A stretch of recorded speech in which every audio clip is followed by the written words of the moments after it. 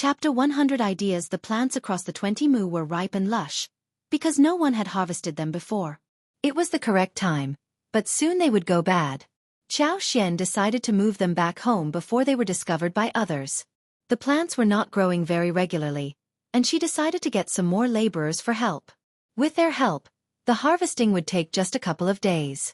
The three of them returned to the village. Xiao and Xiao Tao waited for Xianxia to get the bullock cart to their spot. Then the three of them went into the town together, and arrived at the pharmacy called Mingren Tang. They went to the old client whom they had sold stuff to earlier. Xiao had no idea how to deal with Gastrodia alata herself, and it would be too troublesome and eye-catching as well. What if those nosy people came to their home and made trouble? They could just dig and sell, saving a lot of trouble. Those relatives were so shameless. How could they just return like nothing had happened, every time they finished the argument with her mother-in-law? It basically meant that they were thick-skinned it came to their own interests and had a greedy disposition. Hearing that they had Gastrodia alata, Manager Qin was really astonished. But for Xiaoxian's previous visit and their generous sale of hundreds of kilos of wild honey last time, he would not have believed their words. Instead, he would have thought that they were here causing trouble and would have driven them out. Seeing the plants they had brought with them, he was surprised. They were freshly dug with soil still attached. Manager Qin was surprised and happy, as he said emotionally, "You are indeed lucky. Of course we will take it. I will buy them at a reasonable price. Do you have any more?" Manager Qin looked at her expectantly. Xiao replied with a leisurely smile, "Of course yes, we have found more than 10 mu of it in the mountains. This is just a small portion we have dug. So, Manager Qin, name a good price, otherwise we will not go and dig them any further." Manager Qin would not have believed those words if they were spoken by someone else, and he would have quoted a low price if he was dealing with regular villagers. Well, everyone was trying to make some money, right? But he had to believe what Xiao said. She was a reliable person, and she must be right about what she had said. Xiao would not trick him, like the others. Manager Qin smiled. "You are funny, little girl. My Mingren Tang is always fair and sells things at a right price. You can bring all kinds of medical herbs you can find, and we can buy it from you at the right price. The plants are raw, and we still need to deal with them, which may take some time. I will pay 2 liang for every 500 grams, okay?" Xiaoqi and Xiao Tao almost fainted and their hearts skipped a beat. They exchanged a shocked look between each other. What did they just hear? 2 liang? They had spent a lot of effort carrying the bags and baskets from the mountains, and it should weigh at least 35 to 40 kilograms together. So, how much were they going to receive? They just could not calculate it anymore. Chapter 101 Nice treatment. Xiao thought for a while and smiled. Okay, 2 liang isn't a high price, but Manager Qin, you pay promptly, so I will take the deal. Good. Miss, if you have some more, bring it to us please. The manager let out a sigh of relief and smiled, as he asked the assistant to start weighing the goods. 2 liang for 500 grams was not a low price, nor was it high. The manager was trying to get a bargain, because he did need to spend extra effort in dealing with the original plants. Xiao took the deal and told him that she was aware of the market price well enough. Manager believed that if the seller was not as smart as this young miss, he would definitely have managed to buy all the plants at 2 qian per 500 grams instead. The final bill was 172 liang for 43 kilograms. If they give half of it to the shared savings, each of them would still get dozens of liang in the end. The three of them were really pleased. They bought some good food, and Xiao fetched the newly tailored clothes, before heading back to the village happily. Xiao asked Xiao Yunduan to join them when she was handing out the money. Xiao Yunduan was startled as he said, "You went to the town? You have to tell me when you go to town next time. I need to be with you." Qi and Tao could do nothing. If something happened, they were not going to be of any help. They would even be frightened away.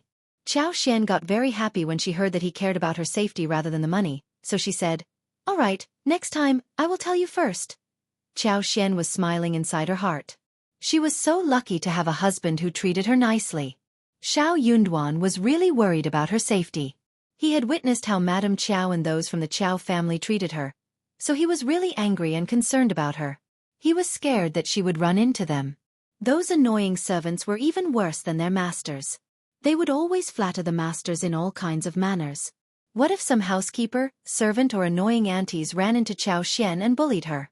But seeing how Xian reacted, he suddenly became shy. But he felt somehow happy too, when he saw her cheerful face.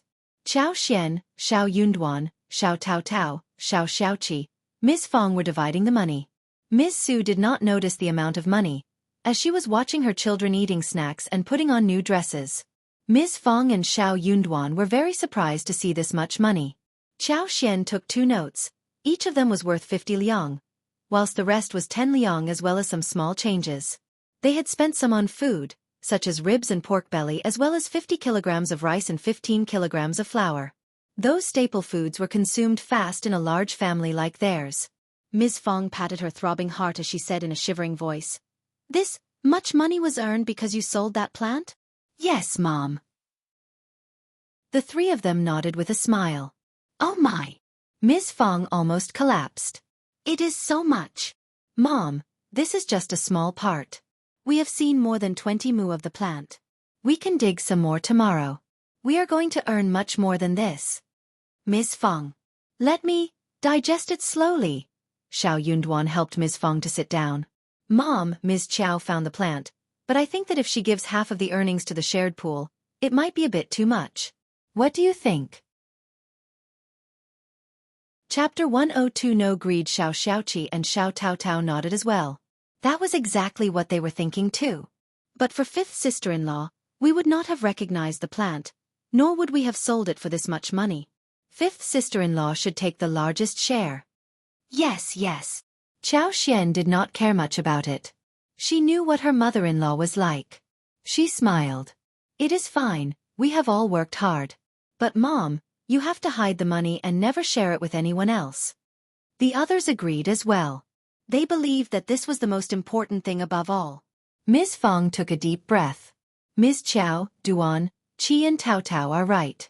You earned the money. You don't have to give so much to us. What about you giving 20 liang to me, and the rest can be yours?" 20 liang was already enough for them. Honestly, they could not save 20 liang even in an entire year in the past. Ms. Fong believed that she should cherish the windfall, rather than being greedy. Xian was able to earn this much money, because she was fortunate. The others should not be too greedy for her money, otherwise there would be misfortune along the way. Startled, Xian had not expected that her mother-in-law would be so generous. She said, Mom is right, just do as she says." Xiao Yunduan added, "She could keep her earnings." Xiao Xiaoqi and Xiao Tao had no objection to the proposal. Xian thought for a while and agreed with a smile. "Then I won't say no," Ms. Fong said with a smile. "You deserve it." Xiao Xiaoqi and Xiao Tao did not do much and still got 20 liang respectively. Xian had more than 120 liang in savings right now. She stuffed 2 liang back to Ms. Fong. That was an extra benefit, which made Ms. Fong smile.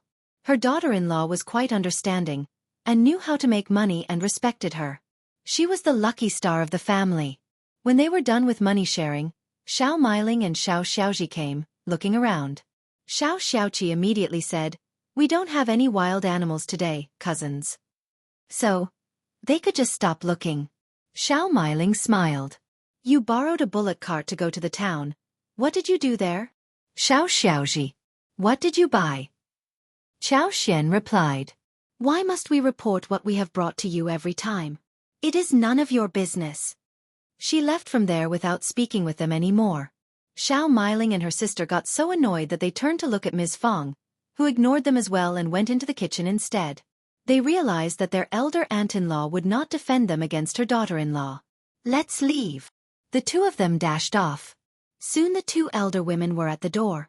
Ms. Fong countered them and the 2 of them left in anger as well. Ms. Fong realized that they should not be indulged, even though her family was making money now. Qiao Xian cooked some more food for dinner. She made braised and sugar-coated ribs, and turned pork belly into braised meat whilst adding some chives with egg soup and eggplants and beans. Qiao Xian thought that her father-in-law would say something about this, but her father-in-law said nothing even after they finished the dinner. Qiao Xian was very surprised. Xiao Yunduan immediately clarified. "They owe you 2 liang. Dad doesn't dare to say anything right now. Xianxia struck her head. Ah, good. It was good that she had a substantial dowry. Chapter 103. No step backwards. She could do whatever she wanted. What Xianxia did not know was that when eldest uncle returned to the room, he had a long chat with Ms. Fong. Although he did not believe it firmly, he still insisted. They were just here on a visit. Why are you treating them as if they are thieves? It will make our name sound bad, and it will hurt us too. We are one family, Ms. Fong sneered. We are not one family. We are living separately. We all have sons, daughter-in-laws and grandchildren to support. What are they doing here? They keep thinking about getting something from us, whenever they see us bringing something home. Just on a visit? They always return to their home with something or the other. Qi is not yet married, but when he has a wife in the future, and they keep coming to us again and again, his wife is definitely going to be annoyed. No nephews are going to support their uncles and aunts. They can get something from us occasionally, but they come to us every time Qi goes up to the mountain. Bah! Miss Qiao can buy whatever she wants. Why is it their business? Why must they dig into what she is doing? Must she share with them what she has got? They will always come to you whenever we refuse to give them something. You can share things with them, but leave us alone. If you are not convinced, just ask your son and daughter-in-law, who on earth is willing to share the gains? You can go and ask anyone. Bah, don't ever say that they have nothing, and will give us something when they have it. Look at Xiaoji and Meiling. When they eat candies, they don't share any with Tao Tao. When they kill roosters for a meal, have they ever shared a bowl of soup with us? Eldest uncle. He could not come up with any instance when he was offered something by them. A rooster is so small. If they have anything spare, they would definitely share it with us, Ms. Fong sneered. What do you mean by small? If they have the heart to share it with us, they would do that whenever they want. They have taken full advantage of us. Now they should just stop it. Our children are growing up, and we are going to have more daughters-in-law. You are defending your brothers, but if you expect your daughters-in-law to support their uncle and aunts, I don't think that any of the daughters-in-law would be glad to do so. Are you trying to make sons and daughters-in-law to get separated from you? Eldest uncle was angry. We are one family, we don't have to split hairs. You don't, but what good have we got? Why can't we split the hairs? We need to share every time. But they share nothing, and think that we owe them something. You can be generous, but leave us alone. Having said this, Ms. Fong became even angrier and went to sleep. She was definitely not going to take a step backwards. She was strong enough to snap at him. She had her son and daughter-in-law to back her up, and it did not matter if her husband was arguing with her. Maybe he could just leave the family. He could check if his brothers would want to keep him and feed him. The following day, eldest uncle was not feeling well, but no one noticed it or spoke with him. That made the old man feel even worse. He had nowhere to vent his anger either. So, he skipped breakfast, and left with a shovel on his shoulders. Xiao Dalong was down to earth and seemed to have sensed that his father was upset about something. Ms. Fong sneered and waved her hand. Just leave him alone. He would come to join them for a meal when he was angry. Or he was going to ask his brothers for food. They would never be that kind to take care of him. Xiao Dalong did not think that it was right, but when he was about to say something more, Ms. Su blinked at him and stopped him. Chapter 104. Ms. Zu's anticipation. Ms. Su snapped at him. Don't be silly. Dad and Mom must have had a row. As their juniors, we should not get involved in the matter. Xiao Dalong was startled. A row? That can't be possible. They were fine last night. Ms. Su snorted. Who knows? But just listen to what Mom says. If you ever dare say anything more, she will teach you a lesson. Xiao Dalong thought for a while and nodded with a small answer, saying nothing more. After breakfast, Xianxia asked them to help dig the Gastrodia alatas. Qi, third brother and I found a large patch of it, and they are very valuable. Brother and sister-in-law, help us in bringing it back. I will pay you 5 liang a day. It will take just a couple of days. She had asked Ms. Fong about the payment, and Ms. Fong agreed with it. Only Xiao recognized Gastrodia alata, and it was she who found this valuable plant. So Ms. Fong even believed that 5 liang for the couple would be a little too much. 5 liang for one day? If Qiao Xian was a stingy person, she could have kept it as a secret and sell it on her own. She could have earned all the money by herself.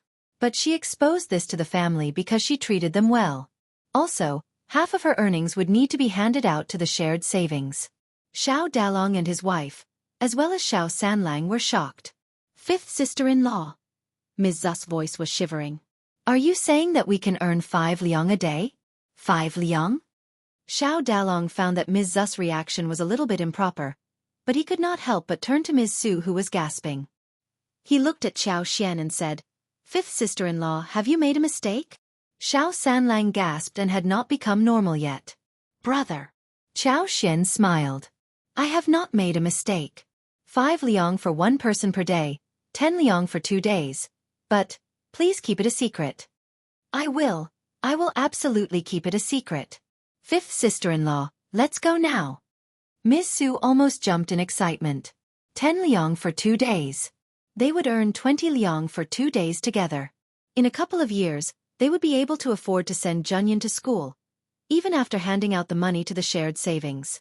Miss Fong could not help but throw Ms. Su a disdainful look. This narrow-minded woman, she acted as if she had never seen any money before. But then she realized that she had really never seen much money before. So she decided to drop any disciplining talks with her. Just listen carefully. Ms. Fong snorted. You should tell this to no one else, including your father. If you meet your mother's family, you should keep it a secret from them as well. Never mention this to anyone ever, understand? Ms. Su was startled and nodded constantly. So did Xiao Dalong and the others. Soon they set out to do the work. Xiao Yunduan tagged along as well. He was trying to take a walk in his spare time, to balance his time devoted to his studies. They worked fast, and it took them just half a day to finish the work. Compared to the digging, transporting was an even more difficult task. It was a long way to go. They were all good at physical labor work, but it took some effort to carry everything out. Xiao Xiaoqi rented a bullock cart and they all gathered at the entrance of the village. Xiao Yunduan decided to keep Qiao Xian company in the town, whilst Xiao Xiaoqi and Xiao Taotao followed along. Miss Su was very excited. She was nervous too, and did not follow along out of hesitation. Do you think that fifth sister-in-law will give us the money? Miss Su did not believe that it was a reliable thing. That plant looked like cheap stuff. Were they worth a penny? Chapter 105 Acceptance. Xiao Dalong said, Fifth sister-in-law doesn't joke around. When she makes a promise, she definitely sticks to it. Miss Su nodded and smiled. Then we will have 20 liang altogether, and we are going to have savings of our own. Yes. Xiao Dalong smiled with brightened eyes. They sold a lot of plants this time, and the weight became 268 kilograms. Manager Qin counted it as 270 kilograms instead. The payment was 1,080 liang altogether. Manager Qin's eyes almost popped out, and he asked his assistant to serve them tea.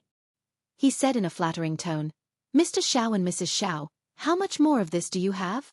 Qiao Xian thought for a while. Similar to this amount, not too much. It was wild growing and the production wasn't that great. Otherwise 20 mu of Gastrodia alata would have led them to great fortune. Good. Manager Qin said with a smile. We want it all, we buy it at this price, okay? Qiao Xian smiled. Okay. Qiao Xian gave Xiao Xiaoqi and Xiao Taotao 100 liang each. It was they who kept Qiao Xian company when she found Gastrodia alata, and they deserved to have this much share. The two of them accepted the money happily. Qiao Xian gave nothing to Xiao Yunduan, but asked him with a smile. I can keep it for you, and you can turn to me when you need money, all right? Xiao Yunduan suddenly thought of how his mother guarded the money at home, and how his sister-in-law watched out for the savings, so he wondered what she meant. But Xiao Yunduan cut off the suspicion and nodded. Okay. Qiao Xian chuckled and stuffed the money into her arms. Back at home, they started to divide the money. They gave Xiao Dalong, Mrs. Su and Xiao Sanlang 10 liang each, and they would receive 10 liang more the following day. Miss Su was so happy that her eyes sparkled. She thanked her constantly and wondered where she should keep the money. Xiao Sanlang was glad as well. He had the money. And he was going to sell more of this plant with his brother tomorrow as well. He was going to buy a lot of good food. like braised pork, roasted chicken, big ducks and all kinds of delicious meat dishes from restaurant Jianghu, some candied sugar-coated dried fruits from dim sum shops, melon seeds and peanuts and so on. He was going to buy a lot. It made him so happy. Xianxia gave 100 liang to Ms. Fong as well. Ms. Fong accepted the money when Xiao Yunduan told her to. Xianxia could not help but smile. Mom, I really admire you for how you deal with different things. I am so glad to have a mother-in-law like you. Ms. Fong was not greedy at all, which Xianxia appreciated greatly. Honestly, you girl. Ms. Fong chuckled. It is Duan's honor to have married you. But you are right, I am not greedy. I feel so glad to have you here. Yes. Xianxia smiled. Mom, you are kind and friendly, and you will certainly have a lot of good fortune. Ha ha ha. That is great. Ms. Fong laughed loudly. Xiao Yunduan. He almost believed that he was the extra one. The following day, they worked hard and earned 1,260 liang after the sale. Xianxia gave 100 liang to Ms. Fong, Xiao Xiaoqi and Xiao Taotao each, and gave 20 liang to Xiao Sanlang, Xiao Dalong and Mrs. Su respectively. Chapter 106. Xiao more satisfied she had 900 liang left to herself. In this way, she had approximately 1,900 liang saved with her. Great that she had the superpower. Money just came in like a flood. Otherwise she would not have been able to find those precious things in the mountains. After all, it wasn't easy to find those hidden treasures in the mountains, and that was why the villagers were all so poor. A day later, Xianxia planted 2 mu of Gastrodia elata. She had asked manager Qin to get 2 mu of Panax nodo ginseng and 2 mu of Taizi ginseng seeds for her. It would be better if he could get ginseng seeds or ginseng that was still alive. Manager Qin nodded and even signed a contract with her. He asked her to keep planting those things and they would buy all the plants, at a relatively reasonable price. Also, they were also going to return the money for the seeds to her. Well, if the plants did not grow, then she would have to bear the cost of the seeds. This was because the seeds for Panax nodo ginseng and Taizi ginseng were not cheap. Xianxia heard that Mingren Tang was operated by the Tang family in the capital, which was a medical family and received full respect. The grandpa, namely the master of the family, used to be the imperial doctor for the emperor.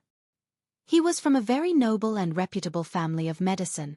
They might not be the most prestigious one, yet they were least one of the most prestigious ones.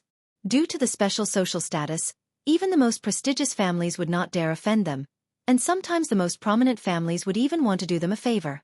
After all, everyone needed doctors at some point. The richer a family was, the more scared they were of diseases. That was why Xianxia became even more satisfied. If she was able to continue her collaboration with the Tang family, then her original parents would not dare do anything to her either. The Tang family was a noble family and they had been running a medical business, which needed a stellar reputation. Due to her and Xiao Yunduan's social status, the Tang family would not do anything like stealing the techniques from her, like planting those herbs. Ms. Su was willing to help when they were planting Gastrodia elata. She was very envious of those 2 mu of Gastrodia elata. She could not help but let out an emotional sigh, standing with Xiao Dalong. This is a very valuable plant, and they are going to make even more money. What about us seeking these plants in the mountains too? If we find some ourselves, we are going to make a fortune as well. She knew that even if half of the earnings was given to the shared savings, it would still mean a great deal. Xiao Dalong was a down-to-earth man. He said to her, "They are not so easy to plant. We know nothing about it. Just drop it. We can't recognize those valuable things in the mountains, and it is dangerous out there. We have earned so much this time already."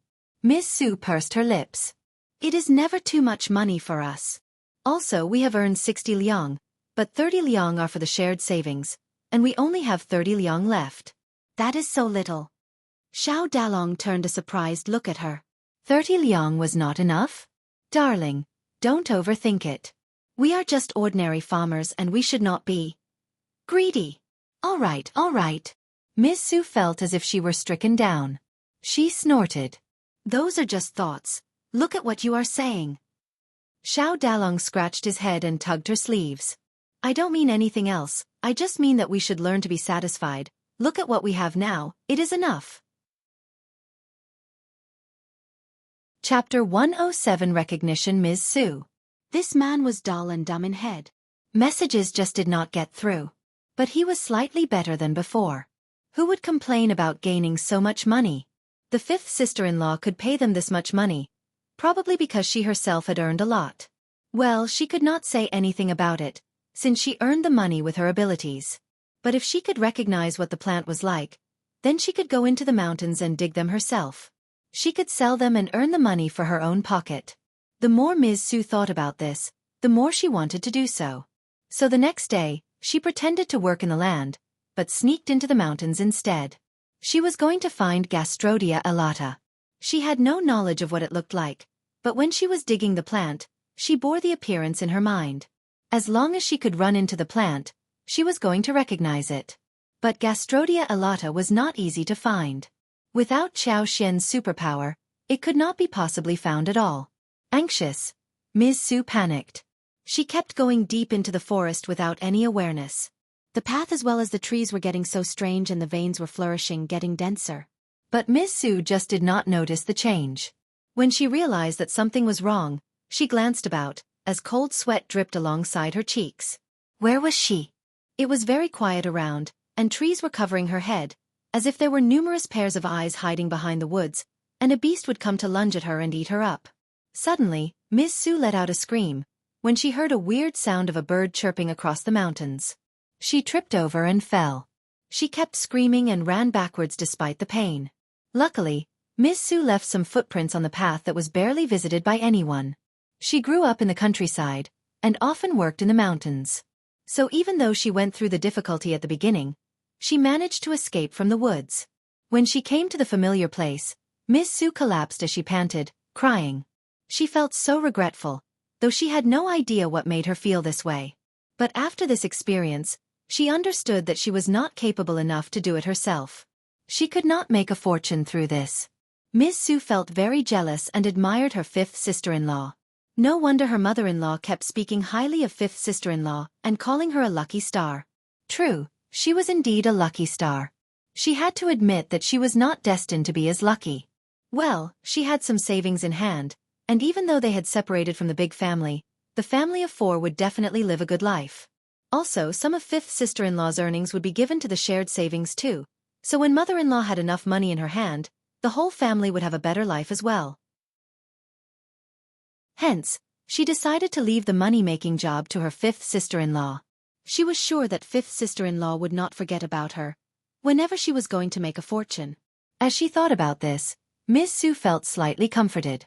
From that moment on, she dropped her strange thoughts. The whole family had no idea what Ms. Su had been through. Qiao Xian spent the following days at home, since she was really tired in the past few days of non-stop mountain visits. Xiao Tao Tao was making the shoe soles, and Qiao Xian helped her.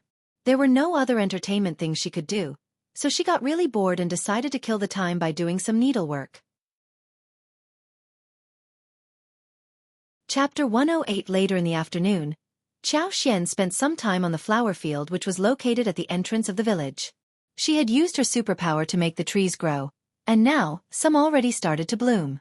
The 30 bee boxes were standing in 3 rows neatly, with numerous bees going in and out, buzzing around. Qiao Xian stopped in front of one gardenia tree that was taller than herself. She looked at the blossoms attached to the twigs, reached out for the trunk and poured in more superpower. Soon, one of the blossoms started to open itself, and gradually, while flowers covered the entire tree. The white, egg-sized flowers were blossoming in an enticing way, covering up the trees and giving off a wonderful scent. Qiao Xian picked several flowers and held them in her hands. Then she put in more superpower, trying to extract the oil from them. She rubbed the flowers, crushed the petals, and instilled her superpower gradually, extracting the water inside and then made it evaporate under the sunshine. It was a difficult process, because the superpower wasn't easily controlled. A small distraction might ruin the entire work. Soon, Qiao Xian honed her skill.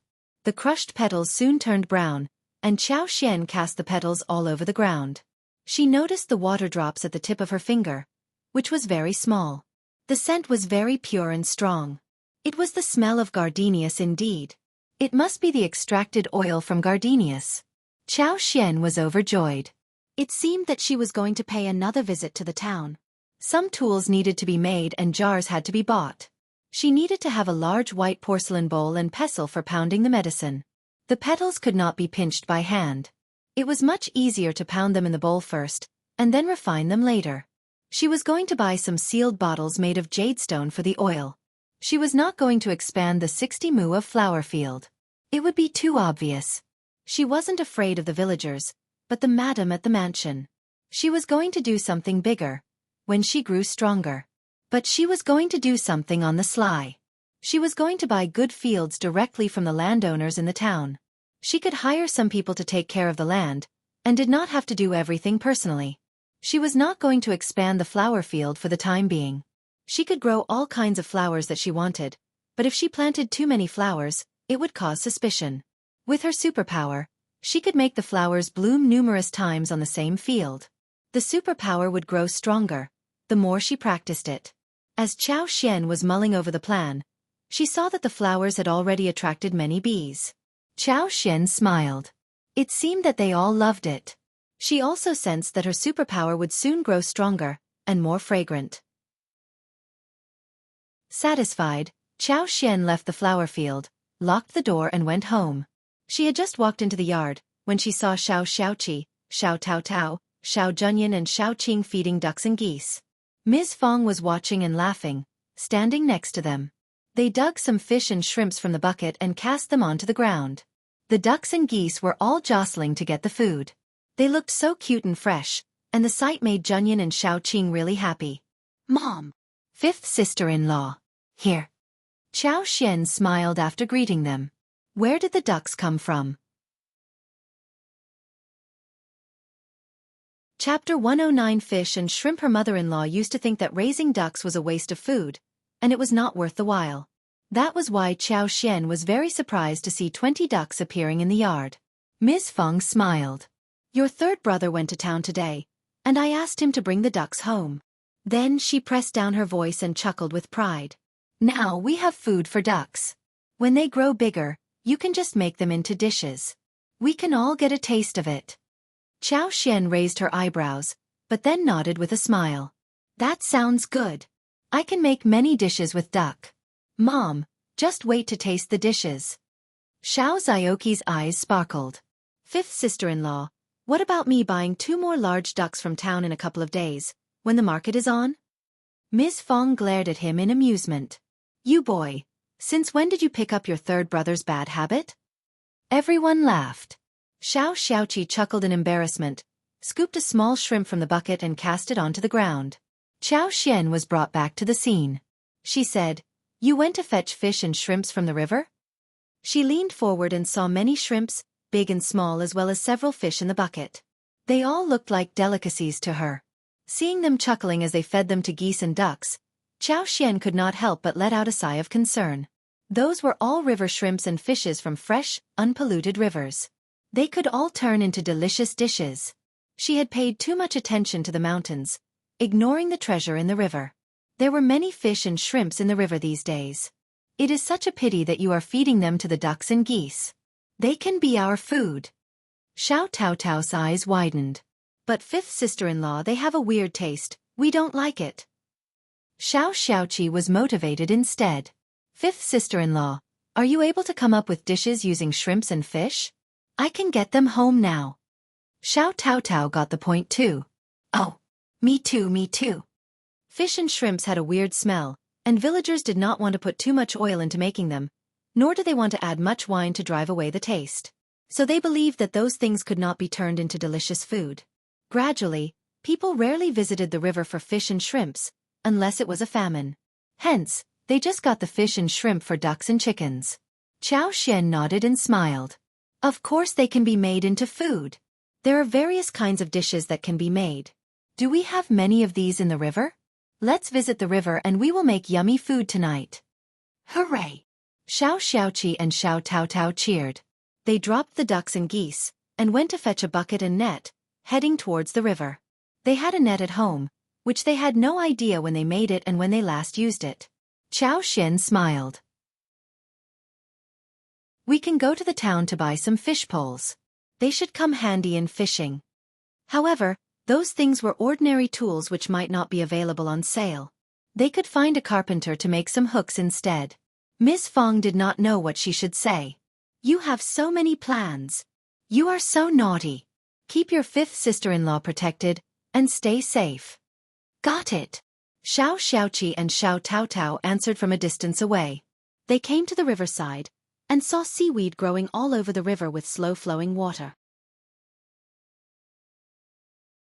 Chapter 110. Xiaoxian's interest. Xiaoxia took off his shoes, rolled up his trousers and tied them around his waist.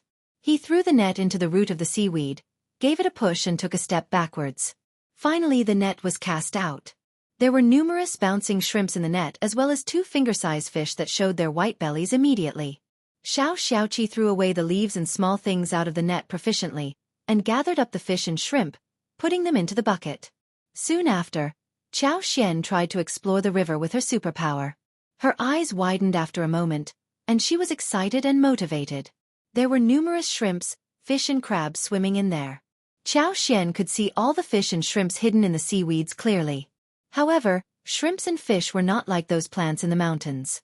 They were water animals which were flexible and difficult to catch. Also, what Xiaoxian could see was invisible to Xiaoxia, so they had to make some effort and needed a bit of luck. Xiaoxian felt really sorry to see some large fish swimming away from the net. Let me try. Xiaoxian intended to go into the water, but Xiaoxia and Xiao turned her down directly. Xiaoxian knew that they were worried about her safety, so she had no choice but to drop the idea. Therefore she helped them, standing on the bank. They were very lucky to have so many wild, fresh fish and shrimps in this era, and with the guidance of Xiaoxian, they managed to catch some fish every now and then. There were already crucian carps the size of 4 fingers, a carp, 3 yellow peppers the size of 2 fingers and several small trash fish the size of 2 or 3 fingers in the bucket. Xiaoxian also made a few attempts, whenever it was within her abilities. However, she could not catch big fish each time from where she stood. So after a while, she only managed to catch 2 large fish. Suddenly, she saw an old turtle that was bigger than her palm, hidden in a crevice under the water. Xiaoxian was overjoyed, and hurriedly booed to remind Xiaoxia and pointed it to him. Xiaoxia nodded and tiptoed there. He bent his back and quickly got the turtle in his hands. What a large turtle! The turtle was fun. Children from the village would always catch one when they were playing or swimming in the river during summer. They often brought it home as a pet, but gradually, the pet would be gone. Xiaoxian asked him to put it into the bucket, smiling. It is really good for soup. Seeing the harvest in the bucket, Xiaoxian smiled. Time to go home. We have enough to eat today, and can come any time we want for more. There were innumerable fish and shrimps in the river. Xiaoxia and Xiao nodded. Xiaoxia went back to the bank and the 3 of them went home together. They worked on the shrimps and fish, and left the remaining in the vat for the time being. The shrimps were dried in the pot, and seasoned with some salt. In this way, they could be stored for 3 days without turning bad. Chives were added to fry with shrimps, and eggs were cracked to make pancakes. They would be either deep-fried or pan-fried. The internal organs of the small fish were removed, wrapped in flour batter, and fried in a pan. It was crispy and delicious. There were still pickles at home, which could be used for dinner at night. Crucian carp, yellow spicy diced, and unknown fish were used to make a big pot of pickles and miscellaneous fish, with a little pepper added to make it sour and a spicy appetizer. Xiaoxian served the fried fish on the plate for Xiaoxia. The fish were small finger-sized, and the bones were already fried. They could be chewed and crushed easily, so even Xiao Junyan and Xiao Qing could eat them. Chapter 111. The dish of deep-fried fish was eaten up by the 4 of them quickly. Miss Fong tried it and smiled. Miss Qiao, you know everything. The fish tastes great. Then she added another sentence. Well, you used a lot of oil, right? Xiaoxian smiled. Yes, deep-fried things are delicious, and I can try some more dishes like these in the future. Okay. Miss Fong smiled. She had plenty of money now, and they could use as much oil as they wanted to. It was fine. Apart from the money Xiaoxian contributed towards the shared savings, Xiao Dalong, Ms. Su and Xiao Tao had also offered some money to her. Ms. Fong had almost lost track of the amount, and she felt really confident at the moment. Of course, she was not taking any money from her children for herself. She was actually saving it for their future use. Xiao Sanlang came home too, when Qiao Xian was making dinner. Xiao Sanlang had gone to the town to buy food. With money in his hands, he was really drooling, thinking about the dish. He only got time today, since he was helping Qiao Xian plant the day before. Xiao Sanlang was also very confident, with money in his hands. He went to the town-famous restaurant Jianghu, and bought braised chickens, fish, deep-fried meat and steamed ducks. Xiao Sanlang was very satisfied by the delicious dishes. He had been to the town before, and he was salivating over the smell that came out of the restaurant whenever he passed by. He had sworn in his heart that he was definitely going to save enough money to treat himself to the dishes of this restaurant. The belief was so firm that he could not get rid of it. Therefore, the moment he got money, he came to visit this place directly. It was indeed a great place. Each dish was delicious. No wonder they were sold at such a high price. But after one meal, he lost his motivation.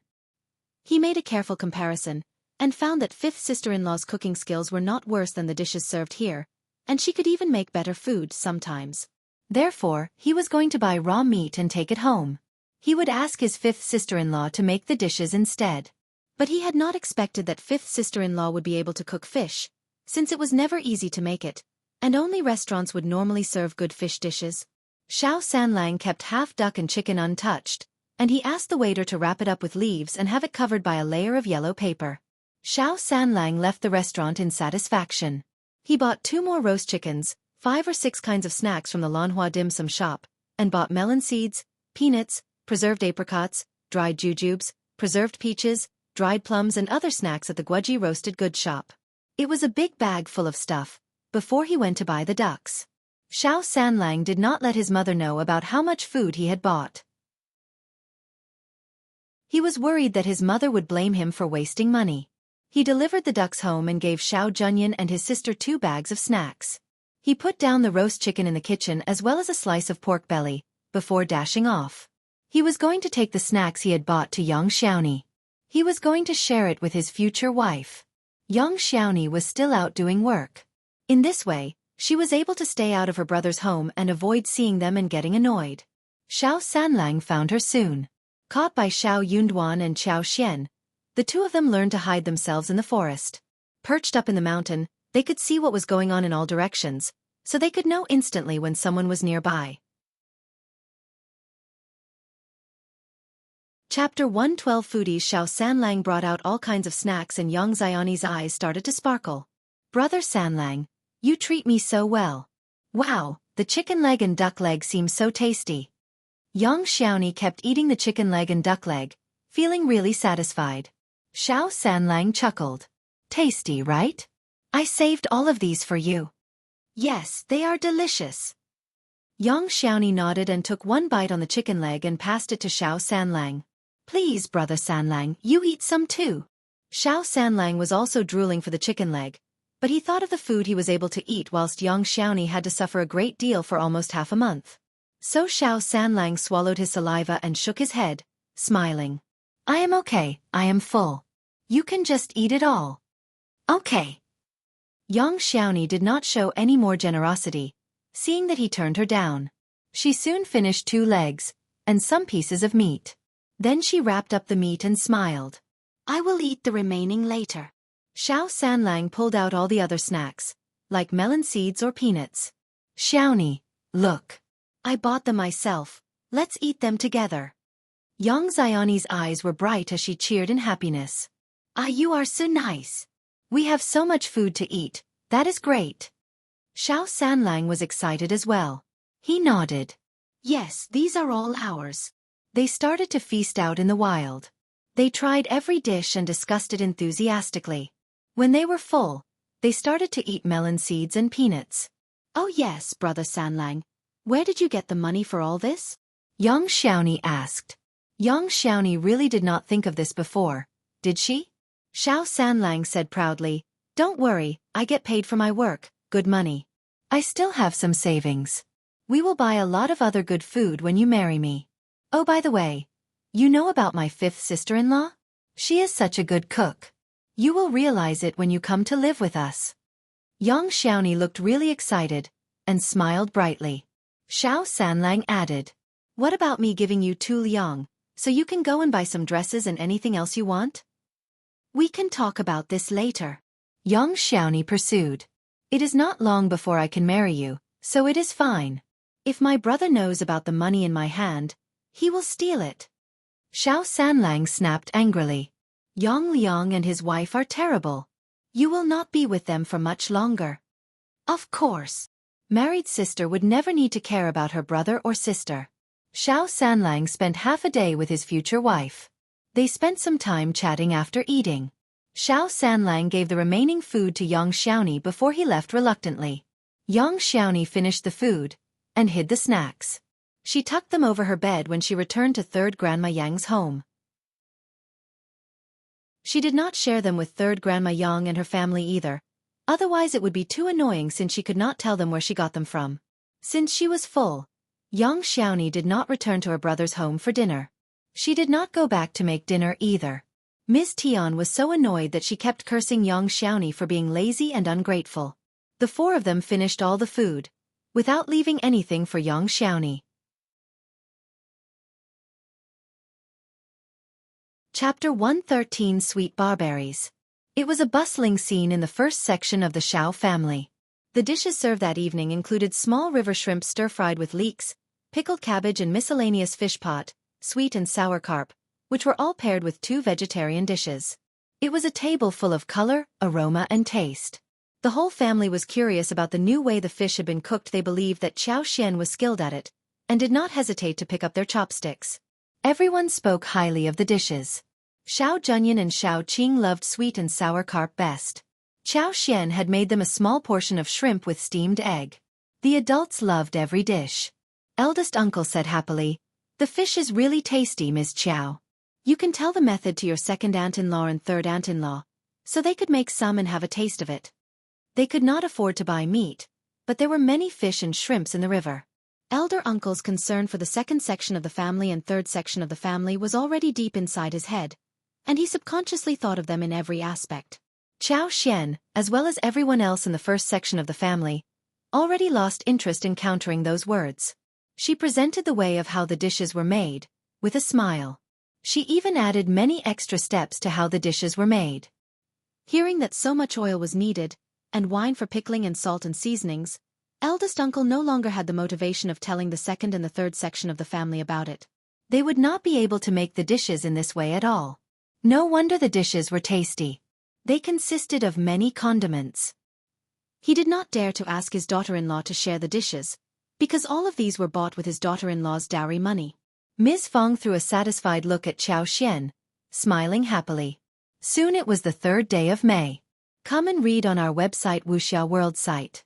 Thanks. They were discussing how they should celebrate the Dragon Boat Festival.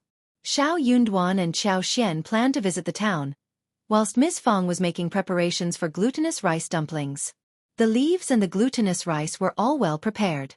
They normally made a few glutinous rice dumplings to celebrate the festival in the past and made some eggs for the children. But they had a lot of money this year, so they decided to make it big. Qiao Xian became interested in making glutinous rice dumplings as well. One day before the festival, Qiao Xian and Xiao Yunduan went into the town to buy meat, ribs as well as the seasonings for the meat. They sliced the pork belly and put the rib in seasoning sauce for the dumplings the following day. In addition to pork belly chestnut dumplings, there were pork belly mushroom dumplings, pork ribs dumplings, and some red bean candy jujube dumplings, 8 treasure dumplings, and alkaline water dumplings, which they stored for half a month after cooking. In previous years, the Dragon Boat Festival was filled with alkaline water dumplings and bean dumplings. At most, a little chestnut was added, but meat dumplings were never made, so everyone was looking forward to it. Qiao Xian felt a bit regretful. She should have pickled some salted duck egg for salted yolk dumplings. She started to miss salted eggs. Well, she could buy some to make them herself. On the 3rd day of May, Ms. Qiao went into the mountains to pick the leaves. Xiao Yunduan and Xiao Xiaoqi as well as Xiao Taotao went into the mountains to hunt. They decided to bring some wild animals back for the festival. They were also seeking fresh mushrooms for the dumplings. They were lucky enough to get wild roosters, wild rabbits, mushrooms and yams. On a large barberry tree, they saw the large-sized fruits hanging. Xiao held her hands against the trunk, casting the superpower without disclosing much. Xianxia climbed up onto the tree, picked one and put it into his mouth. His eyes sparkled. "It is so sweet." He picked a large bunch of it and said, "Fifth brother, fifth sister-in-law, try these." Chapter 114 Rules. Xiao smiled and started to think. Of course they were sweet. She had used her superpower to make them so. The three of them nodded in agreement. The fruits were really sweet. Xiao Tao cheered. "It is rare to have such sweet barberries. Let's take them home." So they filled up half of the basket with barberries. Everyone in the family nodded and spoke highly of the sweet fruits, which they had brought home in a large quantity. Ms. Fong asked Xiaoqi to lead the way again, so Xiao Dalong, Ms. Su and Xiao Sanlang could all go to carry the barberries home for drying and winemaking. The following day, Xiao Yunduan and Xiao Xian went into the town for meat.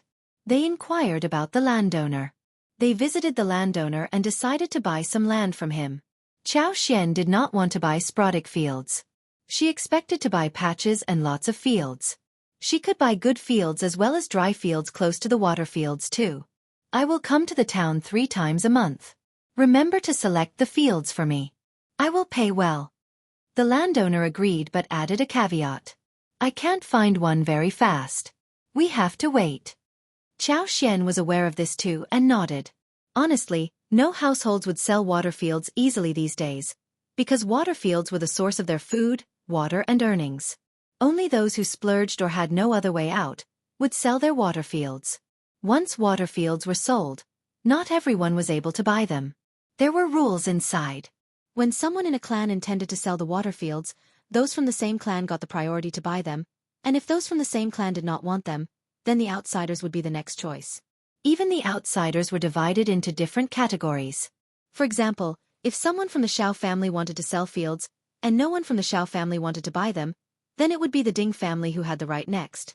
If the Ding family did not want to buy them, then the other families from the village were allowed to buy them. When no one from the above-mentioned families wanted to buy them, then it would be the other villagers' turn. Also, cultivated talent and advanced scholar would have the rights to buy the fields first, before the remaining ones could do so. Come and read on our website Wuxia World site. Thanks to sum it up, it was a long queue. Therefore, if Xiao Xian wanted to buy good fields from other villages, then she needed to have, to put it simply, good luck. But Xiao Xian was not in a hurry. What she wanted to do was to wait quietly. She wanted the fields, not for the income, but for her fundamental competence and capital. She wanted to have control over more resources. When this conversation was done, Xiao Xian went to fetch some stuff from the craftsman, such as essences and other things. The molds and tubes for lipsticks were already made, including 12 sets of molds and 600 tubes. She paid the remaining amount and took them home, whilst booking another batch of tubes. When she was done with shopping, the two of them returned to the village. The moment they arrived home, Xiao Tao, who was taking care of the babies at home, told them that Ms. Fong and Ms. Su as well as Xiao Dalong went to Widow Sun's home due to some trouble. Startled, they hurried there. There were many people gathered at Widow Sun's door, which was noisy and messy. Ms. Fang's cursing sound as well as Widow Sun's sneer could be heard from a distance away. Then came Widow Sun's loud scream. "How dare you!" The two women must have gotten into a fight. Both of them were startled. As the couple arrived, Widow Sun was under Ms. Fong, being beaten and crying loudly. Ms. Su was really surprised as she stood next to them. Widow Sun's daughter Ding Qingqing went up to help Widow Sun, but Ms. Fong, who was really furious, started to beat the daughter as well. The mother and daughter were in a disadvantageous position.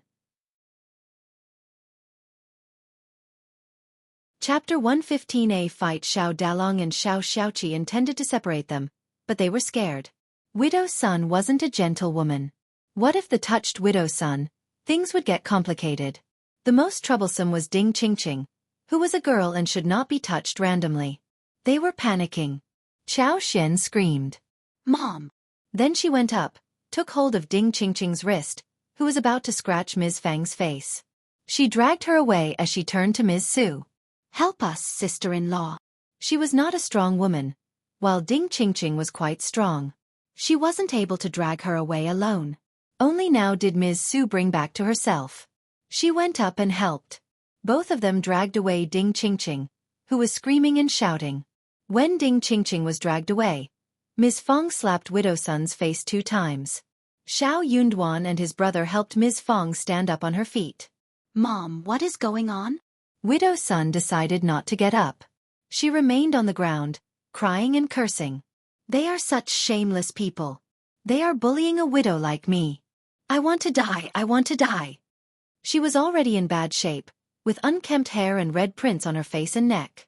Tears were running down her cheeks, whilst her nose was runny. She looked horrible. Ms. Fong spat and cursed. You shameless bitch. How dare you spread rumors about me? You are a widow, so what? How dare you cry when you spread rumors around? You are the shameless one. Come and read on our website Wuxia World site. Thanks. Ms. Fong started to tell the story in anger. It was a long tale. The first section of the Xiao family had brought many mushrooms home, and the villagers, who saw that they had no problem eating mushrooms from the mountains, also went to the mountains to fetch mushrooms. They got some from the Xiao family first and decided to find the right ones. Ms. Fong gave them generously to those who came to the door.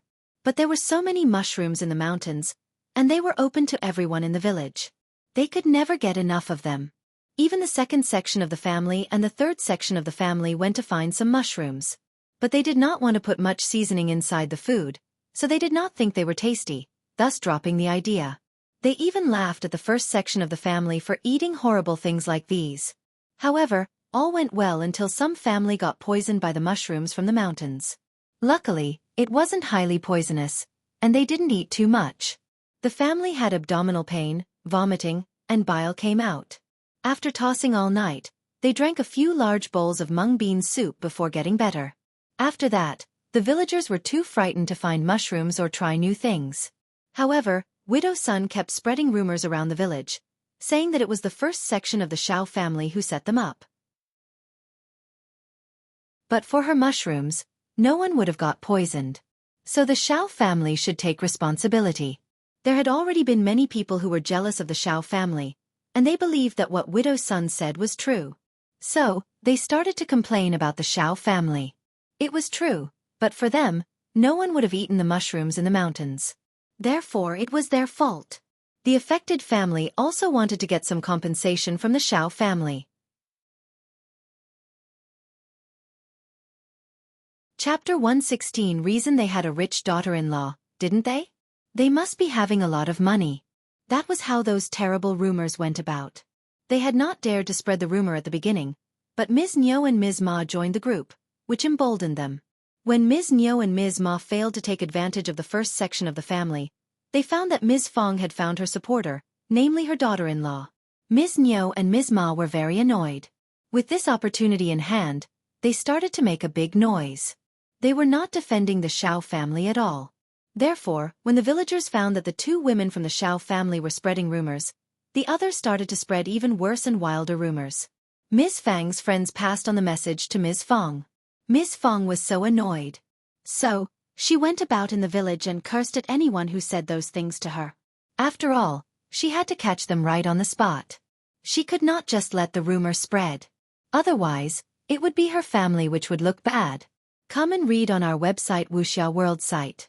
Thanks. Right then, she happened to catch Widow Sun, who was the main culprit behind the rumor. Ms. Fong and Widow Sun had never liked each other, and at this moment, she was taking revenge for all the past doings. Ms. Fong gave Widow Sun, who was in the middle of making a false claim, a push, and then they started to shout at each other and fight. Ms. Fong glanced about and shouted at Widow Sunday, "Are you so stupid? There are many poisonous mushrooms in the mountains, and everyone knows that. We pick mushrooms for ourselves. Who has the say to stop us? No one has set the rules for picking mushrooms in the mountains. It has nothing to do with our family whether others want to get them or not. It's not that people in our family are forcing someone to go up the mountain to harvest. Ms. Sun, you slanted mouth, slanted eyes, black heart and liver, a bad stomach woman. Why did you say that Ding Dania's family got into trouble because of us? Should our family be responsible for compensation? If you don't tell me a reason today, I will tear your stinky mouth apart." Only now did Xiao Yunduan and Xiao Xian understand what was going on. How ridiculous. Xiao Yunduan said coldly. Mom, don't worry, everyone with a wise head would understand what is going on. They won't find the ridiculous thing worth the while. Qiao Xian laughed and said in a mocking tone, Auntie Sun, it is your fault. You are trying to cause trouble between our family and Ding Dainyu. We never offended you before, did we? We eat mushrooms, wild plants and fish and shrimps. We can eat whatever we want. No one can dictate what to do to us, right?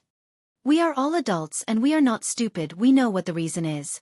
You are so silly to have caused the conflict between us. All the villagers nodded. Some felt guilty and anxious. Some were reasonable. True. The matter has nothing to do with the Xiao family. True, they never forced you to eat the mushrooms. Ms. Feng sneered. Do you think that she had a brain? If she did, she wouldn't have done something like this. You bitch, stop pretending to be dead. Speak now, speak. Here is the stage for you. Chapter 117 Louder cries. How dare you call me a bully? I can scold you and hit you as much as I want. You have no right to complain about others when you are being a bitch. Ms. Feng glared at Widow Sun, and intended to kick her. Widow Sun was also good at being rude. But she had no way out when she ran into someone like Ms. Feng. She was worried about the strength of the Xiao family, and Ms. Feng even had a cultivated talent as a son and county magistrate's daughter as the daughter-in-law, so she did not dare to say a thing but started to sob. Disdainfully, Ms. Feng said, Shame on you. You think people would find you pitiful and feel sorry for you because you are crying? Widow Sun cried even more loudly. She was ashamed, angry and was holding a grudge. But Ms. Feng did not care. She did not intend to let her go so easily. It was never easy to get rid of the sin of spreading rumors. If she was too nice, they would continue to bully her. So, she could not stand being at the center of the rumor. Forced, Widow Sun could not help but collapse. Why are you only targeting me? Everyone is spreading rumors about you. Why do you cling to me? Qiao Xian laughed. How stupid could this woman be? She had just betrayed her accomplices. She added, But my mother-in-law only heard the rumor from you, so it is your fault. You are still trying to cause conflicts between us and everyone else. You must not spread any more rumors, for the sake of morality. All the villagers agreed and started to complain about Widow Sunday. True. She spreads rumors about everyone. How immoral. Come and read on our website Wuxia World site. Thanks, bad woman. Don't talk nonsense when you have no evidence. Widow Sun was so angry at the moment. Ms. Feng goaded her with a sly smile. True. Otherwise, you can just tell me who is spreading the rumor. Widow Sun did not dare to spill any names, in case she offended others. She even regretted having shouted that out loud a while ago.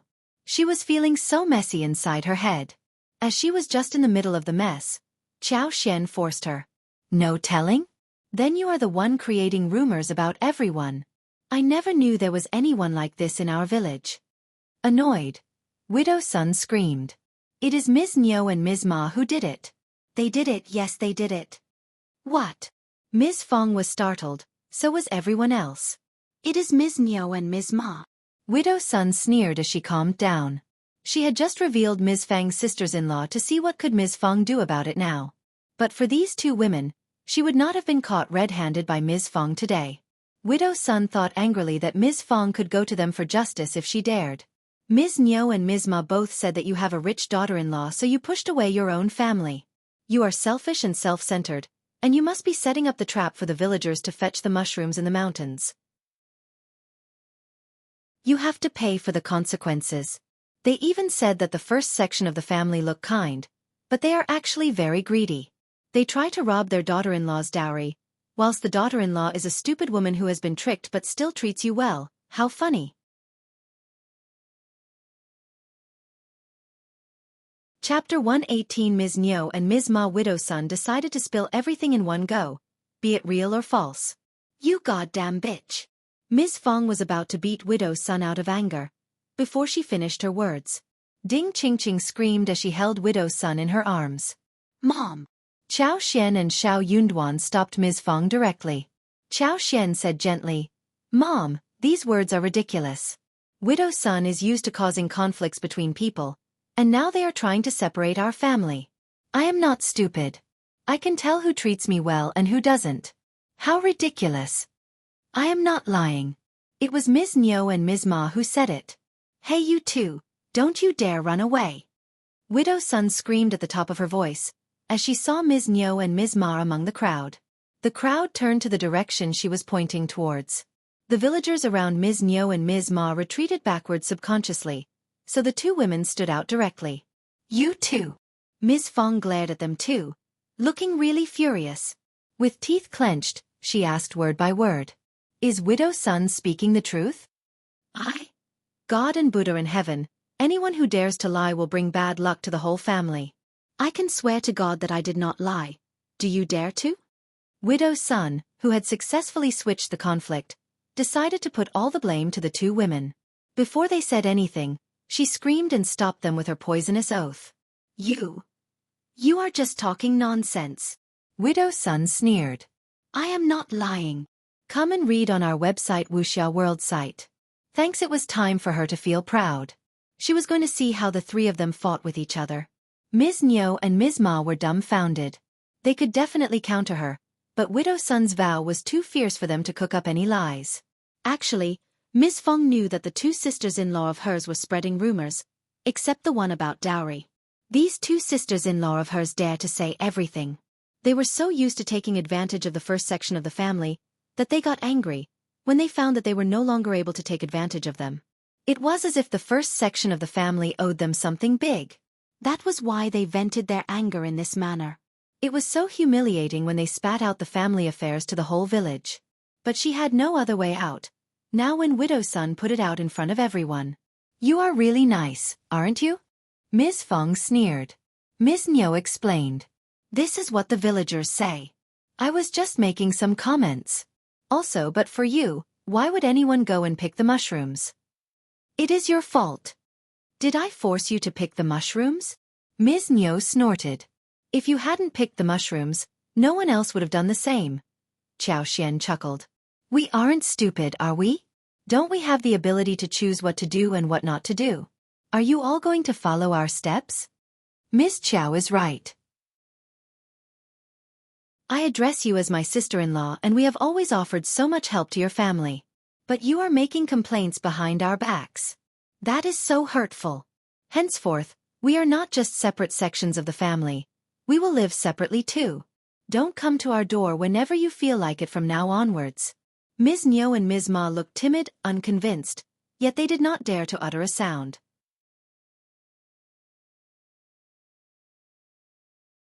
Chapter 119 Daughter-in-law. There was no need to conceal anything, when the affair was already revealed to the whole village.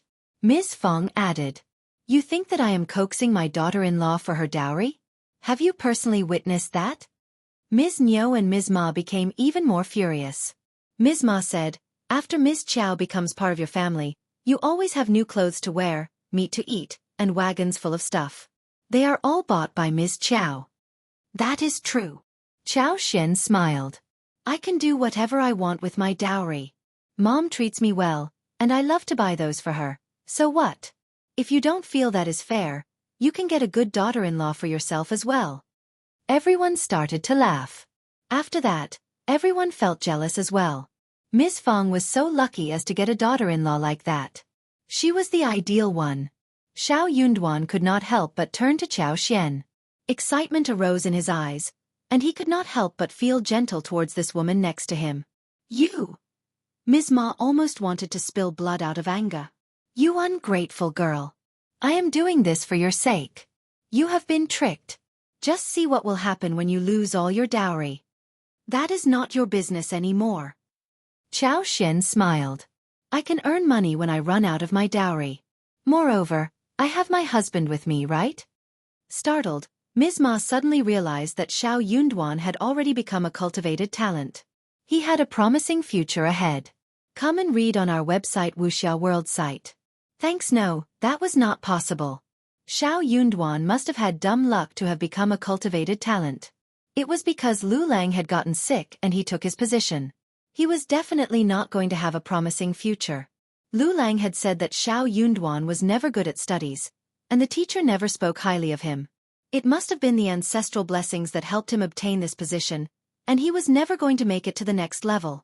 Ms. Ma could not help but say angrily, when she thought of how her son had not even made any progress in studies. You can never know what is going to happen in the future, maybe. Despite what she was thinking, she did not dare say anything bad about Xiao Yunduan, in case Ms. Feng tore her apart and their elder brother would also give up helping them either.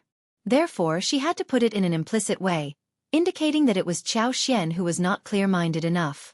Qiao Xian smiled even more freely. Yet again, it is not your business, second aunt-in-law. I am so happy to have a mother-in-law like this, who is like no one else, who might even cause me to lose my dowry. Villagers burst into laughter. Everyone present understood what Qiao Xian was saying, and she was right. Those were true words. You! Ms. Mang got so annoyed. Ms. Feng was no longer as angry as before, when she heard what Qiao Xian said. She felt proud to have a daughter-in-law like this, who was helping them make a fortune and even managed to keep peace in the family. Suddenly, Ms. Feng did not feel like going any further with Ms. Niu or Ms. Ma. They were just jealous of her. The more jealous they were, the better life they would live. That was the biggest revenge she could take on them. She was going to make them even angrier.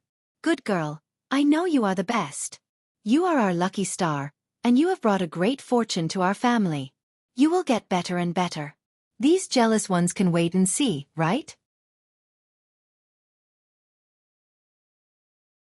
Chapter 120. Fight on. Ms. Feng glanced at Ms. Niu and Ms. Ma, snorting. I can tell that you never treated us well, since you have spread rumors such about us. In that case, we will not hang out so often. How shameless you are to have paid this kind of respect to us. Who helped you before? Just try to save some face for yourself. Ms. Feng snapped at Widow Sunday. You bitch, keep your mouth shut. If I hear anything more about this matter, I will tear your mouth apart. Let's leave. Ms. Feng left with her sons and daughters-in-law happily and proudly. Ms. Niu and Ms. Ma glared at Widow Sun and left in embarrassment. Widow Sun cursed out loud for a bit and then went home with her daughter. Back at home, Ms. Feng let out a sigh of relief and said with a cold face, just listen carefully. Don't you show a smile to the second section of the family and third section of the family anymore. They are such ungrateful people. I will never share any food with them in the future. How dare they try to take advantage of me? Qiao Xian tried to console Ms. Feng, and distracted her by discussing the preparation of festivals. Xiao Yunduan tried to speak with Qiao Xian, but then decided not to. Qiao Xian leaned forward and asked him with a smile. Anything you want to say, darling? Xiao Yunduan. She was calling him darling so naturally. It sounded really nice. Don't be mad about what was being discussed about your dowry. What? I am not. Qiao Xian smiled. My dowry is not valuable. Anyways, I am prosperous now. And we will get wealthier in the future, won't we?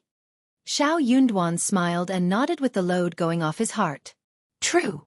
Come and read on our website Wuxia World site. Thanks. Qiao Xian smiled. If I am not as wealthy in the future, I will turn to you for money. You have to create some wealth too. Xiao Yunduan could not help but feel his heart throbbing. As he saw her sparkling and black, large eyes, he nodded. Of course, my earnings are all yours. I need to study now. I am going now. He tried to calm himself down as he left, making Qiao Xian chuckle. Fight on, darling. Xiao Yunduan almost tripped over. In the afternoon, when eldest uncle returned home, he looked very happy. He said with a smile, I just ran into my brothers. They said that we can celebrate the festival together tomorrow.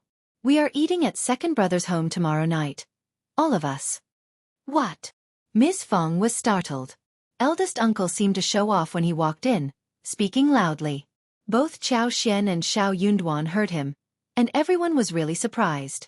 Xiao Sanlang responded with a sneer. Dad, are you sure? You couldn't have heard it wrong, could you? It is such a rare event that second uncle invited us. During the past few years, the three sections of the family gathered for dinner at the first section of the family, and it had always been the first section who treated them all. The other sections had never offered even a single grain of rice. Sometimes they even complained about the size of the chickens, which were not enough for them. It was so surprising that the second section of the family would offer to treat them to dinner. What are you talking about? You should be careful with your words, you bridegroom-to-be. Eldest uncle glared at Xiao Sanlang angrily and then said with a smile, I told you that they are not that stingy. They are treating us to dinner. Chapter 121 Bad People, Ms. Fong. He is really treating us to dinner, and he also said that we can just go there without bringing anything over. They are so kind. Don't say anything bad about them anymore, okay? Eldest uncle was so emotional when he spoke. This was exactly what he had been looking forward to. The whole family was in harmony and no one was taking advantage of each other. It was so nice. Qiao Xian and Xiao Yunduan exchanged a look and understood why the second section of the family was suddenly asking them to eat dinner together. Qiao Xian pursed her lips and whispered, I am not going, it is really dangerous. Xiao Yunduan said, Don't worry, Mom won't. Before Xiao Yunduan finished his words, Ms. Fong snorted and said harshly, You can go there if you want to. Ask your children if they want to. I am not going though, I don't want to die there. What are you talking about? Eldest uncle was surprised. He was so disappointed and felt as if cold water had been poured over his head. He shared this good news as soon as he walked in. He was in a hurry to highlight that his brothers were actually nice. He had not expected that Ms. Fong would react like this. You must go. You said that they were stingy, but now you don't want to go when they are inviting us to dinner. You are such a piece of work. Eldest uncle was really displeased. Dad, you don't know what happened today? I guess that is why second uncle wants to treat us to dinner. We better not go there, said Xiao Yunduan. Eldest uncle was surprised. What happened? Ms. Fong sneered and narrated the whole story. She had intended to tell eldest uncle about what happened today, irrespective of whether there was any invitation for dinner. She had gone through the story numerous times in her heart, so she finished the tale smoothly and fast. Eldest uncle. He was totally dumbfounded. He felt that the head was buzzing. Before he was able to think about it, he spilled out. That can't be possible. Is there a misunderstanding? A misunderstanding? Ms. Fang's voice arose as she said angrily. The whole village heard them, and they admitted it in front of the whole village. Now you are saying that it is a misunderstanding? In your eyes, everyone else is nice but me, right? I am a bad woman, am I? No, that is not what I mean. It is just... Eldest uncle could not utter a word. He felt so messed up in his heart. How could that be possible? How could they do something so hurtful? Ms. Fong answered coldly. From today onwards, I am not going to get involved with them. Moreover, they are never going to get anything from me. I would rather throw everything in the water than share it with them. Eldest uncle opened his mouth but said nothing. But later in the evening, second uncle and third uncle came over, reminding them about the dinner. Eldest uncle was at a loss. He had no idea how to turn them down. He had never refused them before either. He was about to agree subconsciously. But Ms. Fong turned them down directly. We have food at home. We will not be going over to your place. I can't afford to eat at your house ever. Chapter 122 Elder sister-in-law second uncle was not so confident anymore. He smiled and coaxed her. What are you talking about, elder sister-in-law? We are a family. We live separately. Ms. Fong sneered. No one in our family is like this. Countered by Ms. Fong, second uncle could not hold the pleasant expression anymore. He snapped angrily. Elder sister-in-law, what are you talking about? We all make mistakes. Ms. Niu has learned from her mistake and she is going to correct herself in the future. We are expressing our regret through dinner tomorrow night. You can't just ignore our sincerity. True. Third uncle added. Ms. Ma is apologetic about her mistake as well. She is not going to make the same mistake ever again. She likes to spread rumors, but she is not a bad person.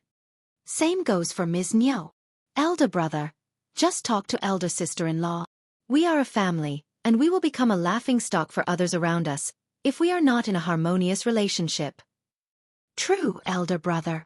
Both second uncle and third uncle understood clearly what the eldest uncle wanted. They knew how to make him feel soft-hearted. They kept installing ideas into eldest uncle by saying sorry and how terribly they had behaved. Eventually, eldest uncle sighed. Ms. Niu and Ms. Ma spread too much gossip. You have to watch out for them so that they won't make the same mistake again. I can drop it this time, but I will tear their mouths apart, if it happens ever again. Ms. Fong snorted. But we are not going to have dinner with you. We are siblings, but we need to have a clear account. We have our own children and grandchildren, and we should keep the matters separated clearly. We are not taking advantage of your families, and you should never take advantage of us, either. Not ever. We are going to live separately. Second uncle's and third uncle's faces changed. Elder sister-in-law, you are still blaming us? Ms. Fong replied. Ms. Niu and Ms. Ma hurt us so badly. Why can't I remember this matter? Ms. Fong did not want to ignore that, no matter what second uncle and third uncle said. She was still being reasonable by being polite. But if she gave in any further, it would be much harder for her to defend herself in the future. The second section of the family and third section of the family were trying to set her up. Their behavior was so annoying, especially when it came to the rumor that she was trying to get daughter-in-law's dowry. Ms. Fong had been a strong woman all her life. She just could not stand this accusation. Both Xiao Dalong and Xiao Yunduan were silent. They were apparently taking Ms. Fang's side. Eldest uncle intended to say something, but he had no one behind his back. Second uncle and third uncle left the first section of the family with sunk faces. How difficult it is to pursue a narrow-minded woman like this. Just drop it for now. We can talk about it in the future. Despite the anger, the two men did not think that Ms. Fong would stick to that attitude throughout her life. They had a long way ahead of them. When the two uncles left the first section of the family, everyone at home went down to their own business. They behaved normally, as if what had just happened was not so important, and as if no one cared about that. Eldest uncle felt weird inside his heart. He tried to talk it through, so that he could offer his brothers a chance of correcting their mistake. But he did not get that chance. When the two uncles returned to their home, they blamed their wives for letting the rumor be heard by Ms. Fong. She is the type who takes revenge, got it? Now she has this issue in her hands. With this, she can do whatever she wants in the future. Ms. Niu and Ms. Ma were very annoyed as well. They did not mean to let the rumor spread. It was just a small talk. But for some reason, it sounded really big and bad in front of others. Ms. Fong must have done it on purpose. Also, Widow Sun was the main culprit. But for her big mouth, nothing like this would have happened.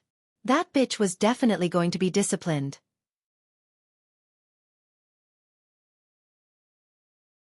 Chapter 123. Shameless. On other hand, when Ding Qingqing and Widow Sun rushed home, they hugged each other and cried loudly. Widow Sun was so annoyed. She kept cursing behind the door, whilst Ding Qingqing continued to cry. The mother and daughter were living alone, so they felt isolated, in fights and arguments.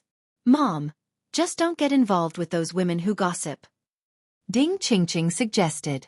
She felt so ashamed about what happened to them today. But Widow Sun, who was feeling annoyed, got further angry when hearing what Ding Qingqing said. She gave Ding Qingqing a poke on the head. You are terrible as a daughter. I am doing all this for you. Otherwise, what am I doing in this broken village? Ding Qingqing got so upset that she shed tears. She just could not understand why this was for her sake. Widow Sun could not stop when she started to curse. You must be dreaming about Xiao Yunduan, aren't you? He is already married, so what are you fantasizing about him for? He is a cultivated talent, but he is never going to make it further than that. Ding Qingqing could not help but cry harder. No! You know that he is already married. What more can I do? You look down at cultivated talent, but who can be better than him? Ding Qingqing sobbed and went into the room, shutting the door behind. She really liked Xiao Yunduan. She had liked him since she was little. He was different from the other men in the village. He was quiet and clean, good-looking as well. She knew that he was a class apart. Look at what he had achieved. He became a cultivated talent at such a young age. But her mother did not like Ms. Fong, and when she mentioned that she wanted to marry him, her mother disapproved of it. When he made it to the cultivated talent level, she got so happy that she wanted to share this with her mother, and maybe her mother would change her mind. But before she was able to share the idea with her mother, He got engaged and soon married the daughter of the county magistrate. She spent the whole night crying in her blanket on his wedding day. She had no hope to be with him anymore.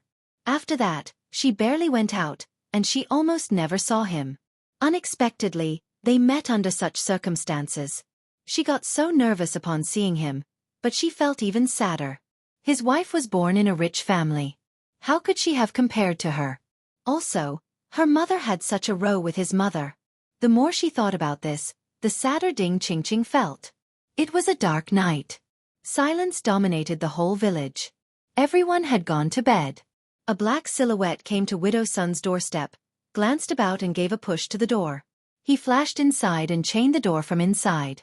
After they had a good time together, Widow Sun leaned in his arms, speaking through clenched teeth. "Miss Fong is horrible. You have to help me." The man hesitated but then consoled her. "She is a bitch. What are you stuck with her for? I am here to be with you. You said that you need a silver hairpin. I have got it here with me today." Widow Sun was overjoyed, but still felt quite upset. "No, that is not enough." "Are you afraid of them?" "Of course not." "Then take revenge for me, otherwise I will not feel better inside my heart."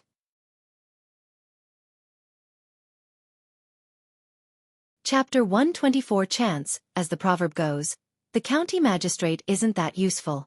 Even if they have a daughter of the county magistrate and a cultivated talent, so what?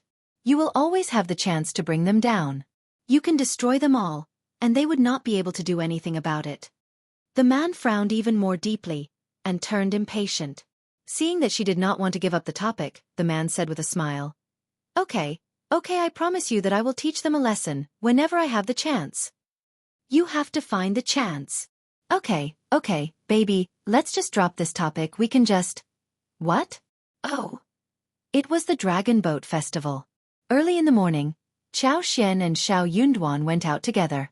They went to watch the boat race in the county. Xiao Xiaoqi and Xiao Tao Tao were excited and would have liked to follow along but Miss Fong turned them down ruthlessly. There were too many people at the race. Xiao Yunduan and Qiao Xian would not be able to take care of them. What if something happened to them? The brother and sister did not insist either. Xiao Yunduan and Qiao Xian took the bullock cart and went to the Yunshui River located in the south of the town. The Yunshui River was a major river and it was flowing across the whole town. The race was taking place on the broad side of the river, which was the best position for the race. There was nice scenery around, and people often came here to ride horses and have fun, especially in spring. When the two of them arrived, there were already many people on both sides of the riverbank. It was bustling, and people were well dressed. They started to talk and cheer around, making comments. It was the first time for Qiao Xian to experience such a bustling scene. She got really excited to be here. Her eyes were large and sparkling. She looked around curiously. Although there was no other entertainment in this era, the nature was pure and green, and she felt so happy to see all of this. Looking at her enthusiasm, Xiao Yunduan subconsciously slowed down and gave her a tour around, whilst thinking inside his heart, "What a pitiful girl. She must have never been out in the town till now." After a while, the two of them were united with those from the school. Apart from Xiao Yunduan, some of the fellows also had their family members with them and they greeted each other. Qiao Xian looked very pretty and behaved amicably. She stood out among everyone else, who knew about her background. So, they sized her up curiously and glanced at her on the sly. Most of them could not help but feel jealous and envious of Xiao Yunduan. Honestly, Madame Qiao and County Magistrate Qiao had never revealed what Qiao Xian had been through before she got married. After all, it was related to their reputation. Therefore, all they knew about her was that she had a noble background. Xiao Lulang felt even worse inside his heart. Some of his fellows liked to tease him because they knew that he was narrow-minded. They kept saying that Xiao Yunduan was lucky and talented, and that he was going to have a promising future. That made Xiao Lulang feel even more jealous. He swore to himself that he was going to bring down Xiao Yunduan on the occasion of couplet making today. He was going to let everyone understand that he was more talented than Xiao Yunduan, who had only pure luck on his side.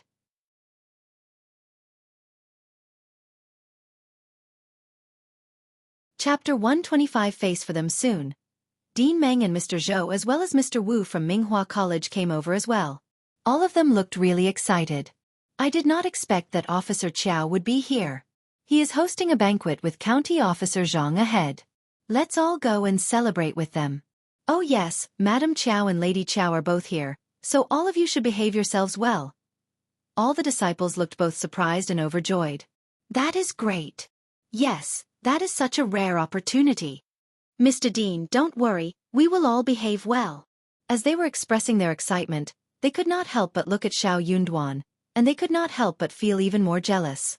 Xiao Yunduan was Officer Qiao's son-in-law. It must have been for his honor that Officer Qiao had gathered everyone. Xianxia followed along with the group. Xiao Yunduan looked at her. He could not help but show worries on his face. Xianxia smiled at him and shook her head slightly. Don't worry, they don't want to be humiliated. They wanted to keep their facade and would not do anything to her openly. Officer Qiao was her father, and the whole family was here, so she needed to greet them, no matter what. Officer Qiao was having a great time with the folk, and all the officers were watching the show. But they were in a very good position, where they were separated from the others, with guards standing by so the civilians could remain separated. It was a high spot in that area, where the view was excellent. It was not very close or far away from the bank. It was the perfect place to watch the show, not crowded but bustling. So when the group came to this place, they were far removed from noise. They all went up and greeted the honored guests. Officer Qiao looked chubby and white, wearing a kind and affable smile. He was greeting everyone with politeness, and even chatted for a bit with Dean Meng who was asked to take the seat. Xiao bowed and greeted them as well. Hello, father, madam. Oh, you are here? Oh, all right. Officer Qiao was surprised to see Xiao here, and he almost burst out the question, who are you? As he looked closer, he noticed that it was the concubine's daughter. Otherwise he would have lost his face in front of so many people. Officer Qiao was very surprised. Somehow he sensed that his daughter seemed to look a bit different from before. No wonder he almost did not recognize her. But that was a momentary thought which did not lead to any further ideas. He barely met this daughter of his before, and did not know well what she looked like. But Madame Qiao's and Qiao Wei's faces changed. Qiao Wei was almost going to snap at Xiao, but for Madame Qiao's reminder. Xiao smiled. You are here too, come and take a seat. Okay, madam. Xiao smiled and behaved gently, walking towards the seat next to Madame Qiao with composure. After she took the seat, she looked up and met Xiao Yunduan's concerned look. She smiled at him, trying to console him. She was right. Madame Qiao would not humiliate her in public. Not everyone from the college had the seat, except for Dean Meng and some cultivated talents. All the others were standing behind the seats. But Xiao Lulang was different.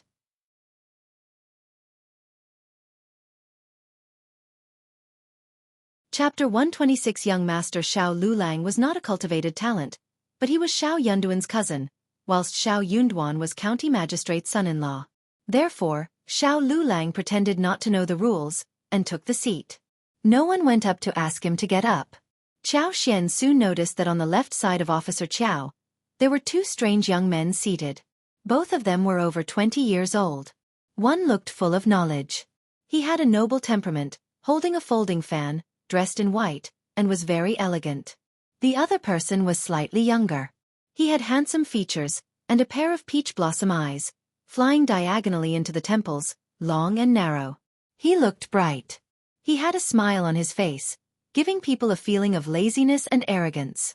The royal blue robe with gold trim was very gorgeous, which made him even more eye-catching.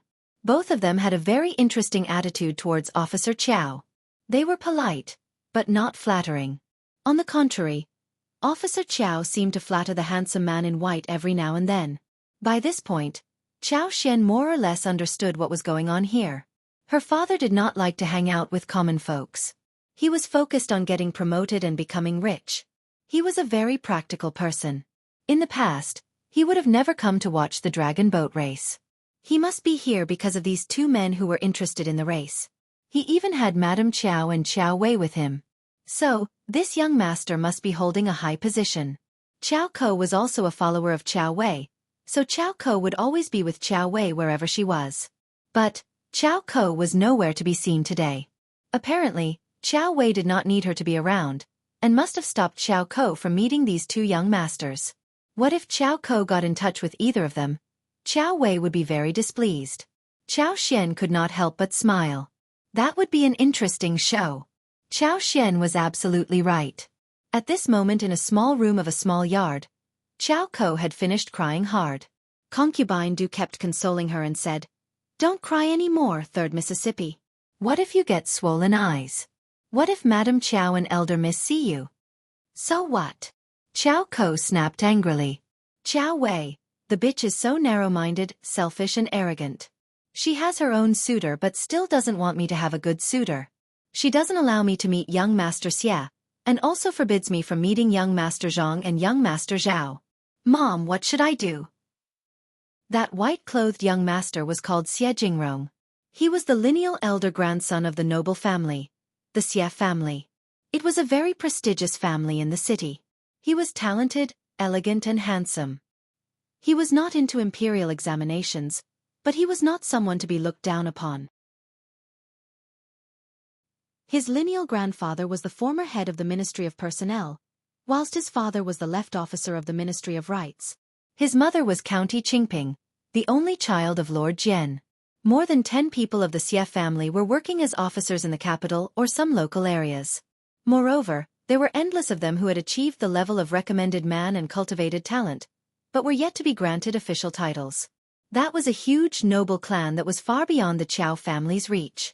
Therefore, when Xie Jingrong was on a trip in this county with Yuezhing Shao, who was the third young master of the Yuezhing family, an enormous business family, County Magistrate Qiao heard about it and came to greet them happily. The Xie family had a wide network. Although their clan was not based in the capital, they had a huge network in the capital. Therefore, County Magistrate Qiao hoped that the Xie family could help with his transfer back to the capital. He was sure that he could make it happen.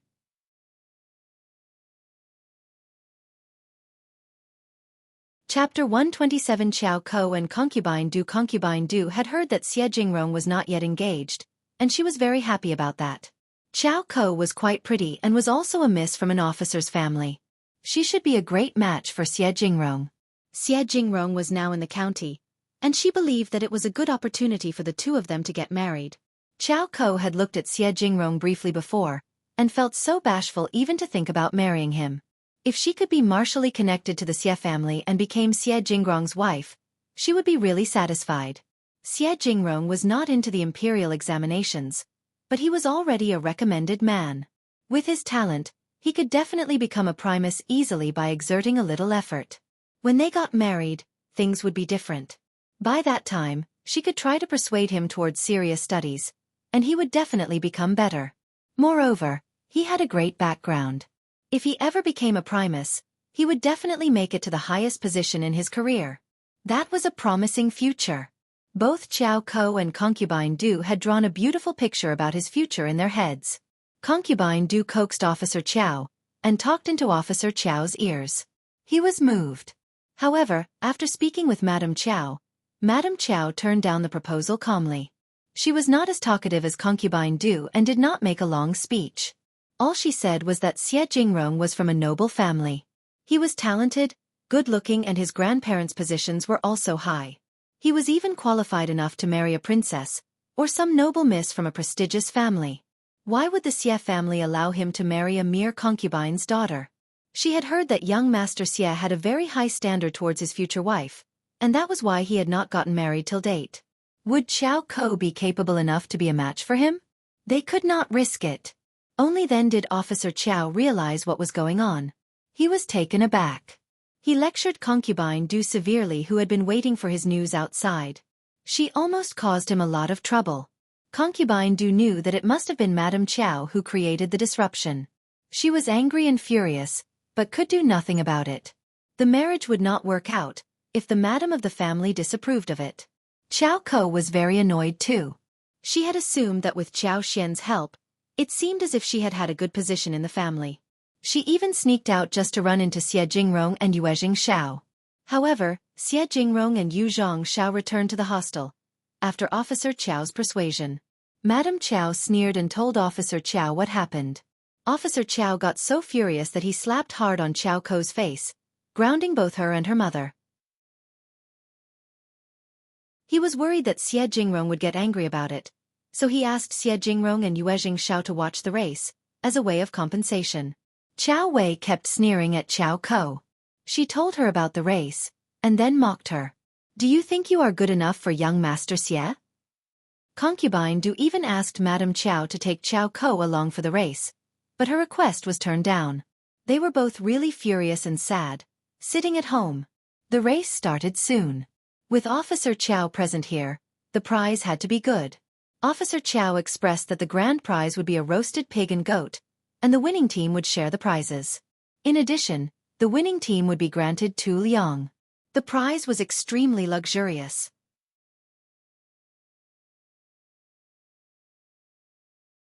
Chapter 128 praises every team spared no efforts for the race this year, and the civilians were all very excited, cheering along the banks. With the order put forward, the sound of drums was violently falling like raindrops, and the dragon boats that were ready to go like an arrow from the string rushed forward across the water. The civilians on both sides were cheering in excitement, loudly. The boats were speeding, chasing one after another. It was a great scene. Qiao Xian was watching with a lot of concentration, and she almost clapped in excitement, but for the place she was seated at. Qiao Wei rolled her eyes as she saw how Qiao Xian got excited about the show. How narrow-minded and stupid. Qiao Xian blinked her eyes and turned to Qiao Xian. What are you talking about, sister? Qiao Wei sneered and said, I am speaking highly of you. Qiao Xian got excited and replied cheerfully, as her clear-looking eyes sparkled. Thank you, sister, I think highly of you too. Qiao Wei got furious. You! Just drop it. Madame Qiao turned to Qiao Xian and gave her a warning suggestion. Just watch the show and don't talk. Okay, mother. Qiao Xian smiled, looking obedient. Madame Qiao sneered inwardly. She somehow felt that she had been making no efforts to tease this woman. This bitch seemed to get so increasingly annoyed after she got married. She used to be so obedient in the past. Was she thinking that she was a broken jar and she did not need to care about anything? Qiao Wei was even more furious. She was always the dominator among the 3 sisters, and could always do whatever she wanted. Now she had been set up by Qiao Xian, who might have had no idea that she had set her up. But she was still really furious. She found that she had been tricked. The race went on. Although this section of the river was wide, it was obviously impossible for a total of 26 dragon boat teams to line up all at once. Therefore, the preliminary competition was divided 4 times over. Each time the first place would be rematched to compete for the top spot. The whole process of the game was very lively and intense. When everyone watched the game, they even wrote poems to add to the fun. County Magistrate Qiao learned that Xie Jingrong was very talented, and that he loved to write poetry too. So he exchanged a few words with Xie Jingrong and then gave some regards to County Officer Zhang. County Officer Zhang said loudly, Today is the Dragon Boat Festival, which coincides with this lively event. We can't have fun without poetry? What about we all make some poems for the beautiful scenery around here? County Magistrate Qiao laughed and added, Yes, yes, County Officer Zhang is right. Dean Meng, don't be restrained, just make some poems, so we can let young Master Xie make some remarks about them. That would be such a great honor.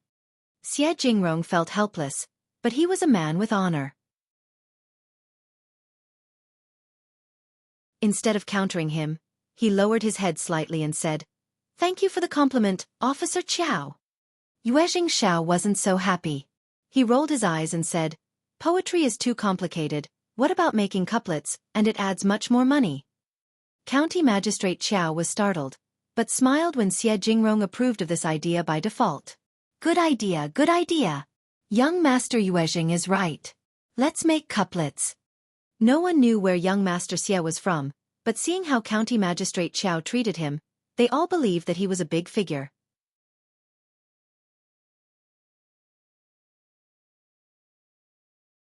Chapter 129 Not Outstanding County Officer Zhang added, and when Dean Meng agreed, all the disciples started to show off. Someone made the first couplet, whilst the other made the second. All the couplets needed to be related to Dragon Boat. Some were excellent, which were spoken highly of by the others. Couplets included wormgrass for the men, and rushgrass for the emperor. Beautiful ladies among grass, pure-hearted scholars of poetry. Dragon boat day and pear flower, summer morning and birds chirping. Hearing the couplets, Xie Jingrong believed that some were almost up to standard, so he made some remarks, causing them to want to make even more. Xiao Lulang had tried to make some couplets but none of them were good enough, failing to catch the attention of County Magistrate Qiao and Xie Jingrong. He felt quite distressed. But when he thought of how his cousin did not make any, he felt encouraged and less distressed. Compared to Xiao Yunduan, he was much better. Motivated, Xiao Lulang decided to scrape his brain to show his talent. In fact, Xiao Yunduan just did not want to make any couplets. He did not like to stand out. Also, Officer Qiao and Madame Qiao did not like him, and Madame Qiao held a grudge against him. In this case, he tried to keep a low profile and stay away from the mess. However, the more Xiao Yunduan wanted to stay low profile, the less he was able to. When countered by Qiao Xian, Qiao Wei had been holding a grudge against her sister and was trying her best to find a way to take revenge for the trap she herself had set. She hated to be talked down to, so she decided to direct her grudge towards Xiao Yunduan. When all the disciples were competing among themselves, only Xiao Yunduan stayed silent. Qiao Wei, of course, did not know that Xiao Yunduan was doing that on purpose.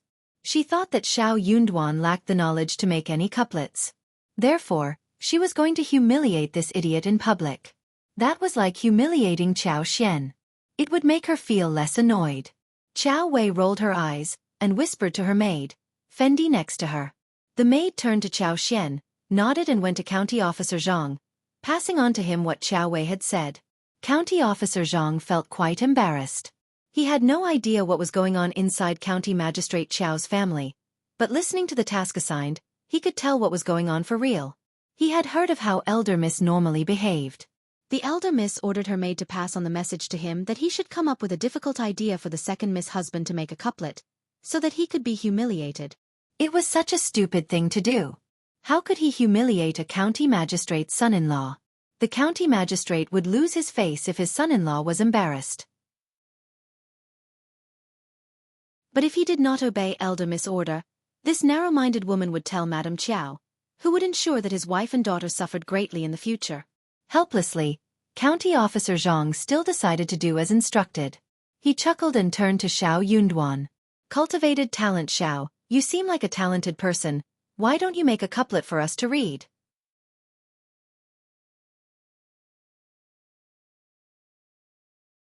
Chapter 130 Elder Miss Qiao's request. Everyone was startled. But they did not think that County Officer Zhang was setting up a trap for Xiao Yunduan. Instead, they believed that County Officer Zhang was helping Xiao Yunduan to stand out, so that he could behave well in front of the public. They could not help but feel jealous again. This man had found a huge shelter for himself. Look at him. After he became related to the county magistrate, even the county officer was trying to help him. That was what Xiao Lulang thought as well. He felt more jealous than anyone else. Xiao Lulang threw a look at Xiao Yunduan, but smiled. County officer, my cousin isn't so good at it. What about me doing it in place of him? County Officer Zhang was startled, and Xiao Yunduan fell into silence. He also wished that Xiao Lulang could stand out for him. However, Qiao Wei was not pleased. She said loudly, that doesn't work. You aren't part of our family. You can't replace him. What about you making a couplet instead? Qiao Wei turned to Qiao Xian and smiled. She looked intimidating. Qiao Xian only had a little knowledge about characters, and she had never learned how to write poetry or lyrics, nor had she been taught how to play the zither, chess, or write calligraphy or draw. It would be great to see her humiliated in public. No one dares to utter a sound anymore. That was Elder Miss Qiao's request, which no one dared to counter. Yue Jingshao couldn't help but snort, but he was very interested in watching the show. Xie Jingrong could not help but glance at Qiao Wei, thinking that this Elder Miss Qiao was so stupid. She had showcased her real intentions. But did she realize that if she humiliated her sister in public, her father would be humiliated too? It seemed that Officer Qiao wasn't so good at governing the family. He was suddenly reminded of another Miss Qiao whom he ran into, and he felt even worse about this family. Officer Qiao's face had sunk. He raised his eyebrows and glared at Madame Qiao. But Madame Qiao did not catch his message, since she was concentrating on something else. Officer Qiao became even more furious. This daughter of his was too spoiled by her mother, so that she had become arrogant and free-willed. Yes, he was the head of a county. Did that mean she could do whatever she wanted? What about when they went back to the capital? This behavior would bring them so much trouble. He had to discipline her when they returned. Madame Qiao was also sighing inside her heart at the moment. She had spoiled her daughter so much that she could not tolerate a thing. She was venting her anger at the moment. She was just thinking about embarrassing Qiao Xian through her husband, just to make her sad, but what about her father? That bitch was also her father's daughter. Madame Qiao knew that her husband would have given her a warning look, but what could she do right now? Her daughter had already spilled out the request, and anything she did would mean a slap on her daughter's face. There was nothing she could do. She had to pretend not to have caught her husband's message. Hearing that Qiao Wei was trying to humiliate Qiao Xian, he got anxious and angry, so he immediately retorted. Wormgrass in front of households. Folks cheer for the race of dragon boats. Sorry I am not that good at it, but here is your order, county officer. I just made one randomly. Under normal circumstances, when Xiao Yunduan was done making the couplet, the whole thing would be over. But Qiao Wei did not want to drop it. She chuckled at Qiao Xian. It is your turn, sister. Make one to cheer everyone up.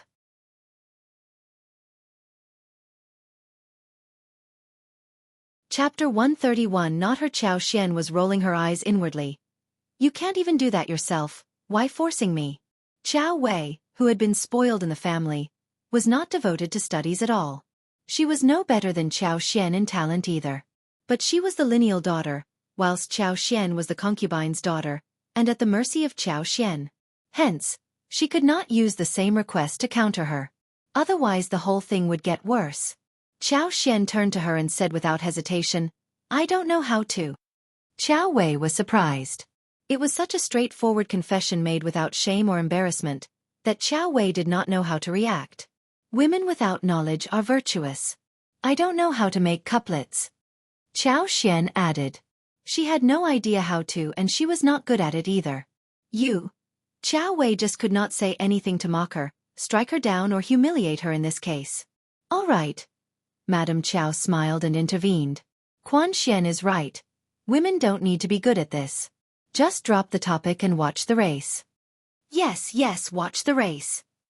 Officer Qiao let out a sigh of relief and let out a laugh. County Officer Zhang was clever, so he changed the topic directly, followed by all the disciples who continued to watch the race. Finally, the topic was dropped. Qiao Wei threw a glare at Qiao Xian. Her face sank, and she was obviously not convinced. Qiao Xian ignored her. She knew that this sister of hers was so used to being intimidating that she could not change her personality at the moment.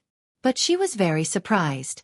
Her father, who had been dreaming about getting promoted and cared so much about his face, must have noticed the inappropriate behaviors of his daughter. He was surely going to discipline her when they went back home. Xiao, who was enjoying the show, could not help but throw a few looks at Qiao Xian. He was both interested and surprised. He had witnessed numerous fights between lineal daughters and concubines' daughters. Elder Miss Qiao was obviously trying to humiliate the second miss and her husband in public, but second miss was so straightforward about her lack of knowledge that Elder Miss Qiao could not do anything about it. Second miss cut down the trouble directly. Almost all the concubines' daughters whom he encountered had always been brought down by the lineal daughters. Second miss of the Qiao family seemed to be quite interesting. This officer Qiao was even more interesting. He was an officer, and he married this concubine's daughter to an unknown cultivated talent? That cultivated talent was obviously defending his wife, but he did not seem to have a good feeling towards the Qiao family. Xiao was a bit confused. He had not expected that there would be such a big show in a county magistrate's family. It was almost lunchtime, and the race came to a good end. Everyone waved goodbye to each other. Qiao Xian and Xiao Yunduan left before everyone else did. Had I known that we would run into them, I would not have come here. It is my fault. Xiao Yunduan sounded guilty. I should have known about this before. Qiao Xian was not as angry as before. She smiled and waved her hand. Officer Qiao did not have the interest in watching the show earlier. No one would have predicted that he would be here today. Oh, I really want to eat glutinous rice dumplings at home and barberries. Let's finish our errands and go home. Xiao Yunduan nodded. Okay, let's do it. The two of them went to landowners, hoping to see if there were any good fields available to buy.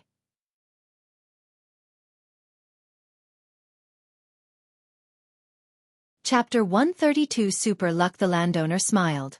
You are very lucky. Businessman Zhang is in urgent need of money, and he is selling 240 mu of good fields urgently. If you buy them now, you can start to cultivate crops and harvest in autumn. But he is in a big hurry. He needs to have the deal done and paid for in the next 2 days. I was wondering how to contact you, and here you are.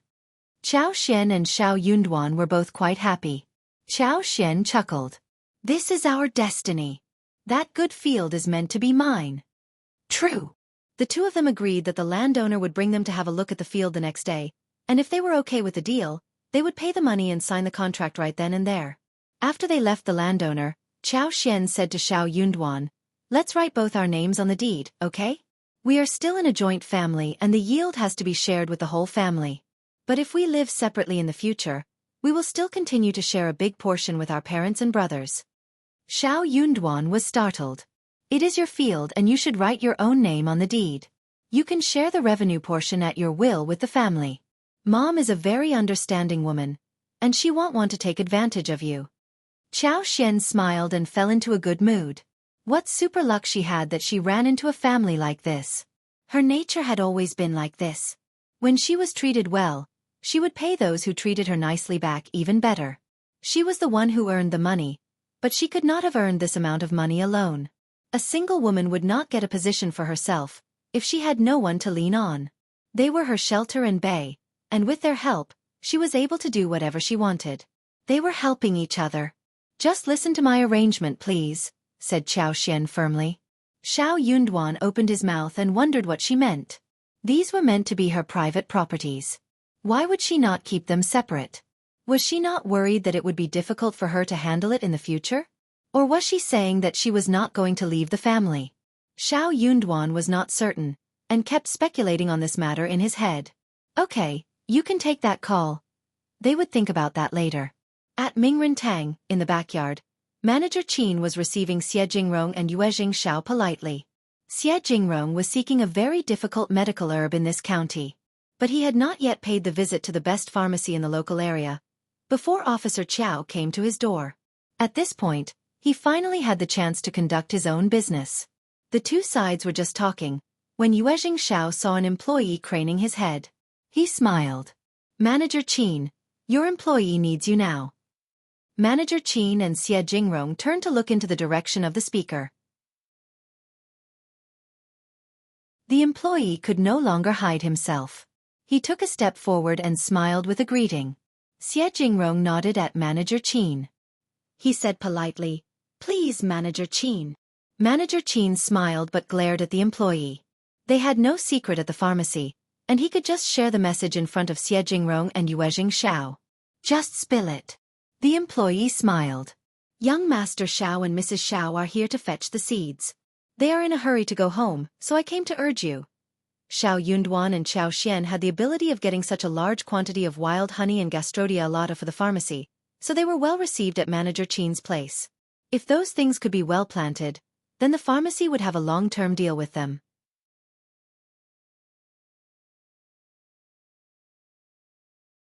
Chapter 133 Exception. Manager Qin was startled. He smiled. I almost forgot about that. I will be out there soon. Manager Qin turned to Xie Jingrong and said, Young Master Xie, young Master Xiao and his wife should be of great help for you. They live in the countryside, and often go into the mountains.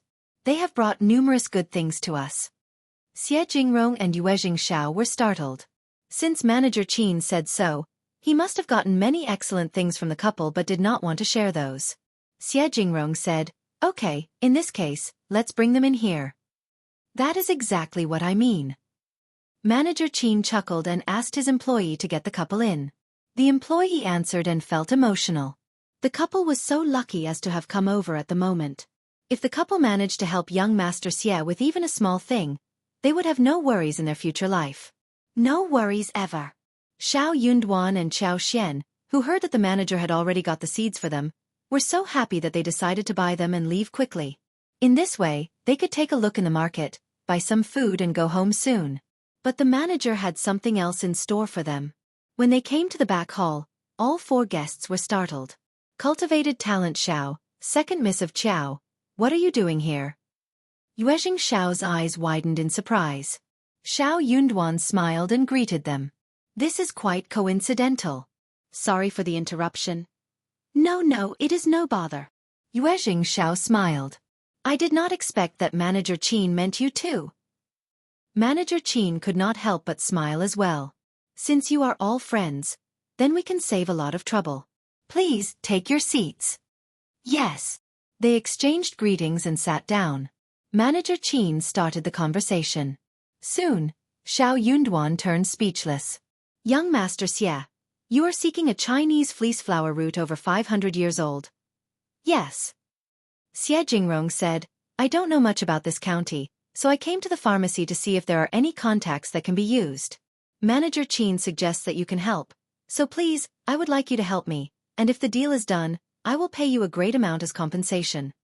Pharmacies had their own sources of medical herbs. Some were planted inside the pharmacies, or cultivated by medical farmers or imported by herb businessmen. For ordinary medicinal materials, if a villager got 5 or 4 kgs and sold them in a medical store, they would not accept such small things since they had to process the materials, and the volume would be too small for processing. They would not want to do that. But there was always an exception. If rare medical materials were brought to the door, the pharmacies would accept that readily. Some pharmacies would even entrust experienced old hunters and farmers who knew about the mountains to seek rare things. That was why Xie Jingrong came to Mingren Tang. Xie Jingrong was very much respected by people around because he came to the door personally and treated the manager politely, despite being a man from a highly noble family. Xiao Yunduan replied politely. Thanks, young Master Xie. We can definitely help you if we have the chance. But a Chinese fleece flower root over 500 years old can be difficult to find. Xie Jingrong smiled and sighed. I know, just do your best, that would be enough.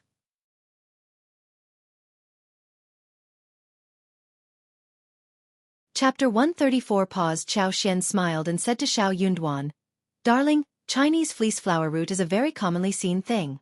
Although it isn't available everywhere, it is not so difficult to find.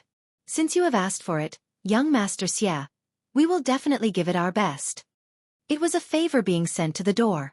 It was just a Chinese fleece flower root over 500 years old. They could simply go into the mountains to seek for that with her superpower. One mountain after another. They would always find it. She could even find one which was 300 or 400 years old, and with her superpower, she could urge it to grow faster so the plant became 500 years old. Young Master Xie was a person whom even her father was afraid of. So, he must be a very important figure. She had to cozy up to him who was so powerful. It would be a pity to let go of this chance. Hearing what Qiao Xian said, Xiao Yunduan almost burst out in helplessness. She was lucky indeed, but she should not be this arrogant. After all, luck was an uncertain thing. It could not be touched or felt. Who could predict what might happen next? But he did not counter her when they were facing outsiders. He was worried, though, that she would say something that could not be realized, so Xiao Yunduan added, Yes, we will surely try, but we can't guarantee a good result. Yuezhing Xiao looked at both of them and then finally at Manager Qin. This couple looked to be quite unreliable. They seemed too indifferent when they spoke about this matter. Manager Qin, however, was very confident about the couple. He added with a smile, Yes, please, young Master Xiao and Madam Xiao. Just go and do the needful. I will be waiting for your good news. By this point, even Xie Jingrong found that they seemed unreliable. He thought that it would always be better if they could entrust Manager Qin to find some other helpers as well. There were many mountains in the county, and the possibility seemed relatively small of just 2 people finding the requisite route. We will, said Xiao Yunduan as he got up, saying goodbye to them. Manager Qin did not keep them, but asked his employees to open the door to fetch the seeds of Nodo ginseng and false starwort for them. Qiao Xian looked at Xie Jingrong and Yuezhing Xiao, not knowing what to say. Manager Qin did not know about her and County Magistrate Qiao's relationship, and she did not want more people to know about this, which might cause trouble. She wondered if these two people would spill out her real identity. Xiao noticed her behavior and smiled. "Anything you would like to say, Madam Xiao?" Qiao Xian smiled. "Should we deliver Chinese fleece flower roots to Mingren Tang directly?" Xie Jingrong answered. "Yes." "Okay," Qiao Xian nodded and said, "Me and my husband are just common ordinary villagers in the mountains, and we have no strong background behind us, nor do we know much about what is going on around, but we know what is in the mountains, so we will try our best to find it." Xiao Yunduan instantly understood what Qiao Xian meant. He added frankly, "Yes, so please wait for our message patiently, and if the deal fails, please forgive us. That is all." Xie Jingrong and Xiao were both smart men. They thought for a while and eventually understood what the couple meant. Xiao laughed involuntarily. "No worries."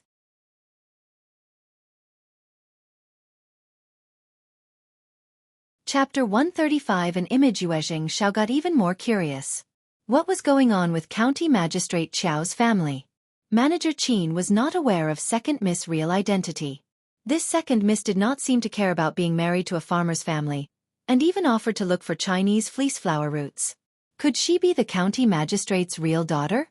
Or was she raised in the countryside? Could she really do it? Qiao Xian and Xiao Yunduan let out a sigh of relief, leaving directly. "Darling, this is a great opportunity. Let's go and buy some food to celebrate." Qiao Xian was very happy. Xiao Yunduan did not want to discourage her, so he nodded. "Yes, let's just try our best." If the deal was accomplished, it would be a huge favor they would have done for the powerful people. If not, they would have to accept it frankly. They could not be afraid of being defeated, otherwise they would be very sad if they failed. They needed to stay calm. Qiao Xian bought pork belly, ribs, 2 fat ducks, a roast chicken, some snacks, and head flowers for Tao Tao and Xiao Qing. When she was done shopping, she started to head home with Xiao Yunduan. At Mingren Tang, Xie Jingrong still asked Manager Qin to entrust several more hunters and experienced veterans in the mountains for help, before leaving with Xiao. Xiao could not help but laugh. Officer Qiao's family is quite interesting. Look at that second Miss, she is more than ordinary. Then he laughed as well. Honestly, I have never met any concubine's daughter like her. Xie Jingrong frowned slightly as he turned to him. The Qiao family isn't a family with integrity. Let's just drop it. But the second Miss seems quite different. Not that he really cared how she was. He was definitely going to return her favor, if she was able to find Chinese fleece flower root over 500 years old. That was all he could do, since he was not interested in the Qiao family. Qiao Xian and Xiao Yunduan traveled home leisurely on his bullock cart. The cart moved very slowly. While they were on the cart, they could notice what was going on around them. When they found a tall young man lying in a coma in the grass on the roadside, they could not help but stop, exchanging a look between themselves.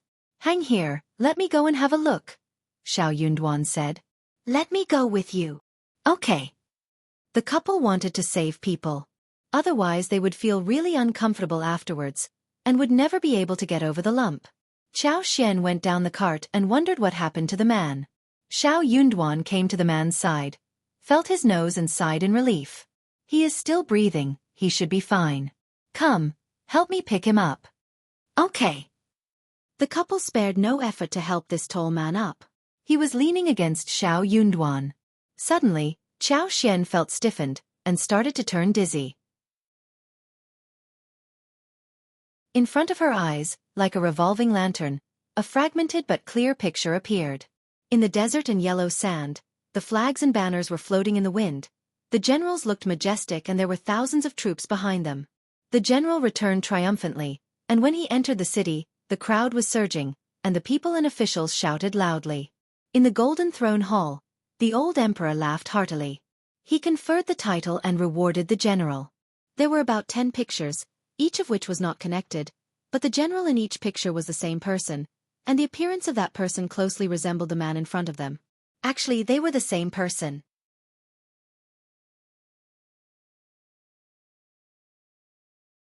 Chapter 136. What to see. What was going on? Xian was almost dumbfounded. What on earth had she seen? The future of this man? Or maybe the past? Xian shook herself out of her stupor. Suddenly, she was very motivated to save him. At this moment, Yunduan let out a low cry. He has wounds on his back and thighs. Let's help him bandage that. Okay. Neither of them were professional medical people. Moreover, this man was not only wounded but also starved.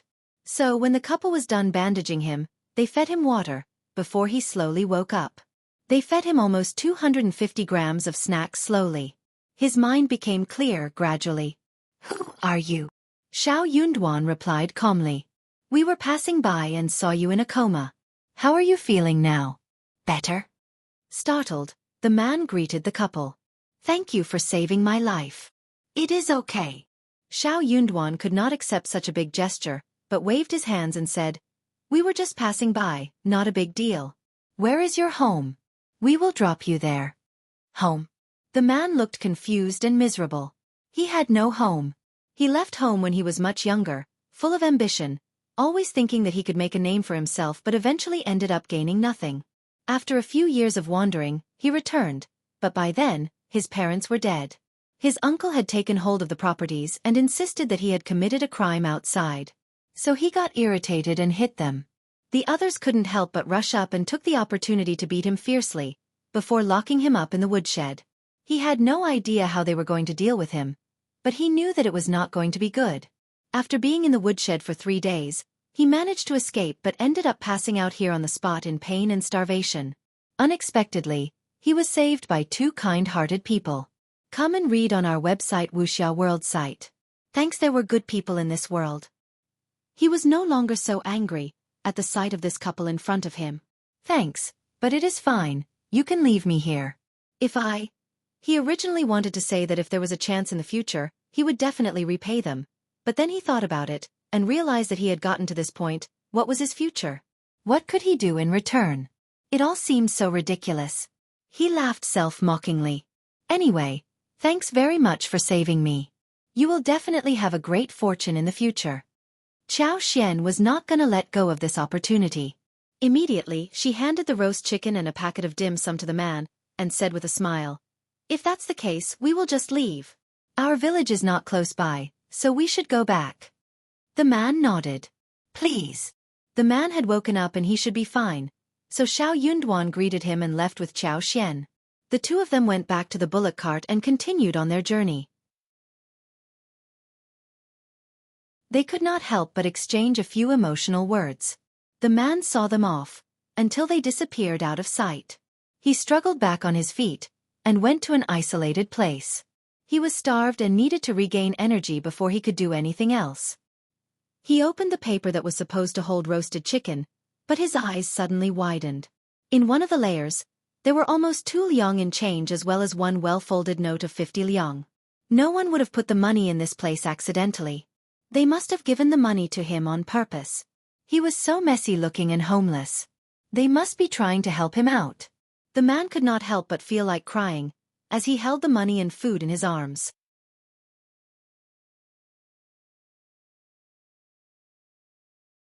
Chapter 137 An idea, Shaoding Village, he mumbled inside his heart. He swore that he was definitely going to become someone accomplished in the future. At that time, he would return the favor and more importantly, take his revenge. He was not going to live the rest of his life as a useless person. When Xian and Yunduan were back home, the glutinous dumplings were already steaming. The dumplings were put in a large iron pot, covered with a heavy wooden lid, and cooked on the stove. Some of the steam was escaping the lid, spreading the aroma of fresh grass and leaves in the whole room. It was festival time and everyone was craving the dumplings, which were eaten only once a year. They did not even eat lunch, and instead waited for the dumplings. Seeing them returning, Ms. Fong opened the lid and scooped out some large ones for them to eat. Meat dumplings, pork ribs dumplings, bean dumplings, 8 treasure dumplings, and alkaline water dumplings were marked when they were being wrapped. The length and number of straw cores in each kind of dumpling were different, so it was easy to distinguish. Xiao Tao Tao and Xian helped open the dumplings. The dumplings were cut into pieces with the straw core that bound them, before they were placed on the plate. The shining dumplings looked beautiful and smooth in appearance, and when they were twisted open, the aroma of rice, meat, or sweetness inside was mouth-watering and attractive. The meat dumplings smell so great. I want meat dumplings too, they look so delicious. Ms. Feng smiled. All right, we have a large number of them. Eat as many as you want. She had money and could afford to make those dumplings. It was a festival and they should all be happy during this period. Long strips of pork belly and large ribs had been marinated with 5-spice powder, soy sauce, shredded ginger, green onion, cooking wine, etc. last night. They were wrapped in the dumplings and boiled for nearly 2 hours. The bones could be easily broken in one bite. Mixed with the fragrance of glutinous rice soaked and boiled in alkaline water, the dumplings were really delicious. Come and read on our website Wuxia World site. Thanks, they had never eaten meat dumplings before. This year's food was really sumptuous. After the glutinous dumplings, they ate a few fresh bayberries and loquats to relieve tiredness, which was perfect. Among the fruit trees transplanted in Qiao's garden, the bayberry, loquat, and plum did not fall out. A lot of them were left on the tree. They were now ripe, so Xian brought a few young ones to the yard to pick the fruits. It was a lively scene. Everyone was amazed, saying that it was not a wasteland. It was obviously a treasure land. Not only was the sweet spring water dug up, but also the fruit trees and Gastrodia alata were growing very well. The fruits tasted so sweet. At night, Xian cooked the food.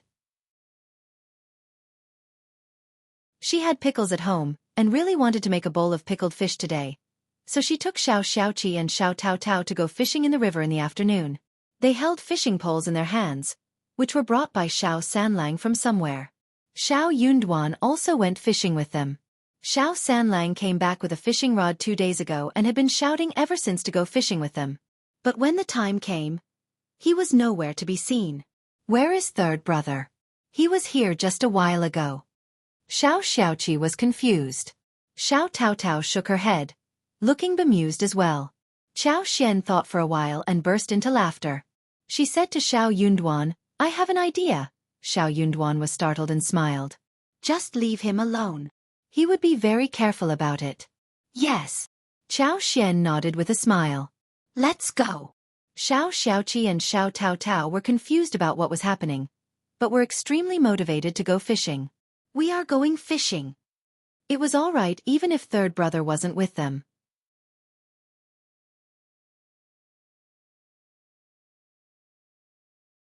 Chapter 138. Laughing third brother had stolen 3 meat dumplings, wrapped them in leaves randomly and gone to find his wife-to-be, Yang Xiaoni. It was a festival but Yang Xiaoni still needed to work. She was out in the mountains, chopping wood. Normally, the bride-to-be should be resting at home, sorting her dowry and everything. She should be very busy with all that. Unfortunately, Yang Xiaoni was not treated in this way. But she was glad that soon, she would not need to do anything like this anymore. When Xiao Sanlang found her, she was eating wild fruits in the mountains. Brother Sanlang. Yang Xiaoni cheered as she saw Xiao Sanlang. Xiao Sanlang looked up and saw her, laughing along the side. He rushed to her. The two of them sneaked into the forests by default. This way they could not be discovered so easily. The same mistake could not be made twice. Yang Xiaoni sniffed and her eyes sparkled. It smells so good. Third brother, what have you brought for me? Xiao Sanlang gazed at her proudly. Just guess. Yang Xiaoni sniffed again. Ah, it is glutinous dumplings. Yes. It is made by 5th sister-in-law. There is pork belly and ribs filling inside. It is delicious. I have brought you 3. Really? I am going to have a good taste of it. Yang Xiaoni rubbed her hands, and could not wait and took a bite when Xiao Sanlang opened it for her. The dumplings were bursting with fillings. Every bite would reach the meat. Come and read on our website Wuxia World site. Thanks, the fragrant glutinous rice dumplings and the fragrant and soft meat of the dumplings were blended together very well. The aroma was tangy, and it was so delicious after the first bite, that one could not wait to swallow a piece of the tongue also alongside. It is really yummy. Yang Xiaoni's eyes sparkled. She was obsessed and just could not stop eating them. Xiao Sanlang felt very pleased. What did I tell you? When you move in, you will know how well my 5th sister-in-law cooks. She is like no one else. Xianxia agreed and looked expectant. I have never eaten a dumpling as good as this. Our fifth sister-in-law is so good at cooking. I wish I could move in with you directly. I will treat fifth sister-in-law well in the future. Xiao Sanlang smiled. It is happening soon. I am counting the days. Only 15 days left. Yes. They laughed at each other happily. Satisfied by the meat dumplings, Xianxia held one in her arms and they continued to talk for some more time, before they separated at the entrance of the Yang family. They unwillingly waved each other goodbye. Ms. Tian came and glared at Xianxia the moment she arrived home. Xianxia saw that this woman was throwing temper again. She put down the chopped wood and dashed off before Ms. Tian could say a word. She had already eaten 2 glutinous rice dumplings and held one in her arms for dinner, so she did not have to eat with them. You bitch, being lazy all the time, stupid and lazy. No food for you. Ms. Tian was still cursing her when she left. Ms. Tian cursed at Yang Liang when returned. Then she started to curse the whole Xiao family.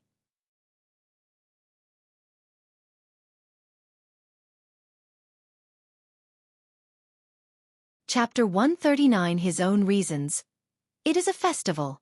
Look at the Xiao family, they have given us nothing this time around. They don't treat us seriously. They won't spare a look at us in the future. Forget before the girl marries the family.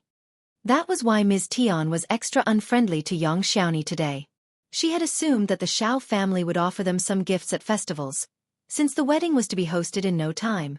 She even looked forward to receiving glutinous dumplings and eggs from the Xiao family, as well as 2 chickens. They were waiting from morning to the evening, but received nothing.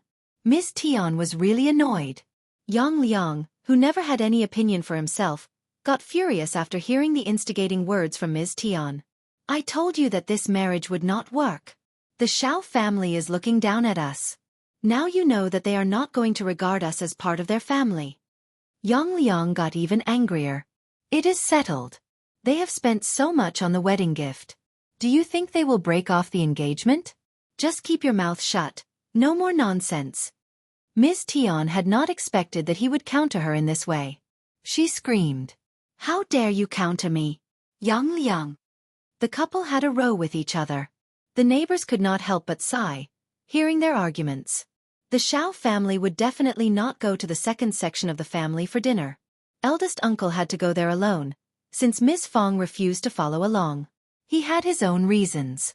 Yes, his sister-in-laws had been at fault, but they had realized their mistakes already, right? Since they already knew about it, and offered dinner at their place, why not give them a chance to repent? What more did they expect them to do, when they apologized? They were all a family, and could not possibly be treated like criminals after just one mistake, right? That would be ruthless. But Ms. Fong was in the midst of being angry, so eldest uncle could do nothing but leave her alone. Come and read on our website Wuxia World site.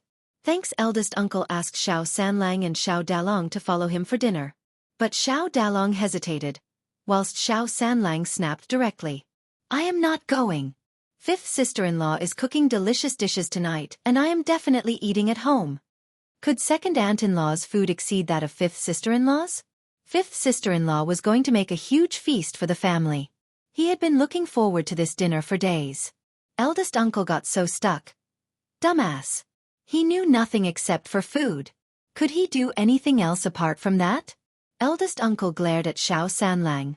Second aunt-in-law is killing chickens. Why not go there? You are old enough to understand etiquette. Xiao Sanlang was straightforward as always. We have no chicken tonight, but we have ducks, ribs, pork belly, fish and shrimps. You! Eldest uncle glared at him. Eating is the only thing you know. Xiao Sanlang laughed and scratched his head. That is true, Dad. He was so blatant about it. Eldest uncle. This boy was trying to irritate him to death. Miss Fong wanted to laugh but could not. She held a tight face. So what? Good that he loves eating. You can go there alone. Don't try to drag us with you. Eldest uncle snorted and ignored her. Yes, he was going alone, so what? He was going now. Angry, eldest uncle left home directly.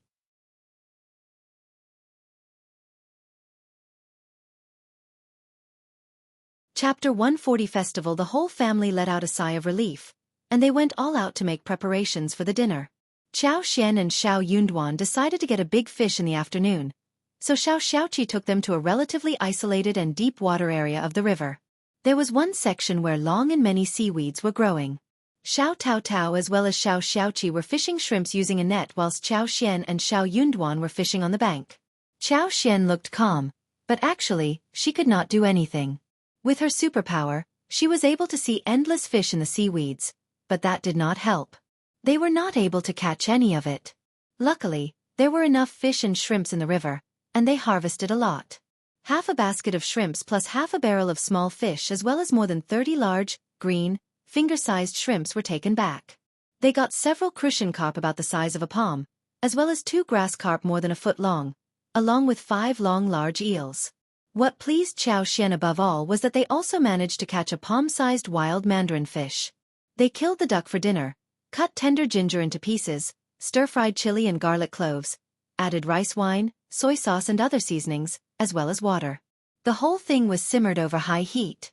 In this way, the fresh, spicy and fragrant taste quickly permeated the entire kitchen. They steamed mandarin fish and fried prawns in oil. The 2 grass carps were used to make pickled fish, whilst finger-sized, small fish were wrapped in egg batter and then fried. A few dishes plus a bowl of braised pork, vegetarian fried yam, and shredded cabbage were served. A sumptuous feast was laid out. The fish that could not be eaten up were kept in a large water tank in the backyard. Xiao put some water plants in the water tank. She could use the water plants to send her superpower into the water, so that these fish could stay alive for almost half a year. Come and read on our website Wuxia World site. Thanks. Small river shrimps were not easy to raise, so they were roasted and dried. They could fry fresh leeks with it, or peppers, or even eggs. They could even make shrimp cakes with eggs the following day. When Xiao was cooking, the mandarin fish was steamed on the stove. The small fish was fried first, then the 2 stoves were busy with the duck and pickled fish. Then she quickly braised the pork that was made in the pot, and fried the shrimp in oil. After that, she stir-fried 2 vegetarian dishes. All the dishes were still piping hot when they were brought to the table. A large table of good dishes with aromatic flavors made the family drool. The pickled fish and ginger ducks were the most popular dishes. Everyone enjoyed them the most. They never expected that fish and pickles could be so good together whilst the duck meat smelled so fresh and spicy without any strange taste. They could say nothing but praise their 5th sister-in-law. They turned to look at Xiao Yunduan in jealousy. They all lamented that Xiao Yunduan was the luckiest one, since he was the only person who could eat the dish made by 5th sister-in-law throughout his life. The steamed mandarin fish was disliked at first. The family always thought it looked too strange and might have no taste. Xiao, however, urged everyone to have a taste of it. When they finally tried the first bite, they got attracted to the incomparable fresh dish. On the other hand, second uncle and Ms. Niu as well as the others greeted eldest uncle happily the moment he arrived. Eldest uncle felt so gratified and guilty, thinking that his second brother's family were so sincere, but Ms. Fong still refused to forgive them. However, second uncle and Ms. Niu exchanged a look between themselves, looking very proud. See, they knew that an apology would work. They could do whatever they wanted in the future. They knew that eldest brother would get soft-hearted. Ms. Niu went to fetch Ms. Ma and third uncle's family to join them. Ms. Ma was helping with the cooking whilst third uncle was chit-chatting with eldest uncle.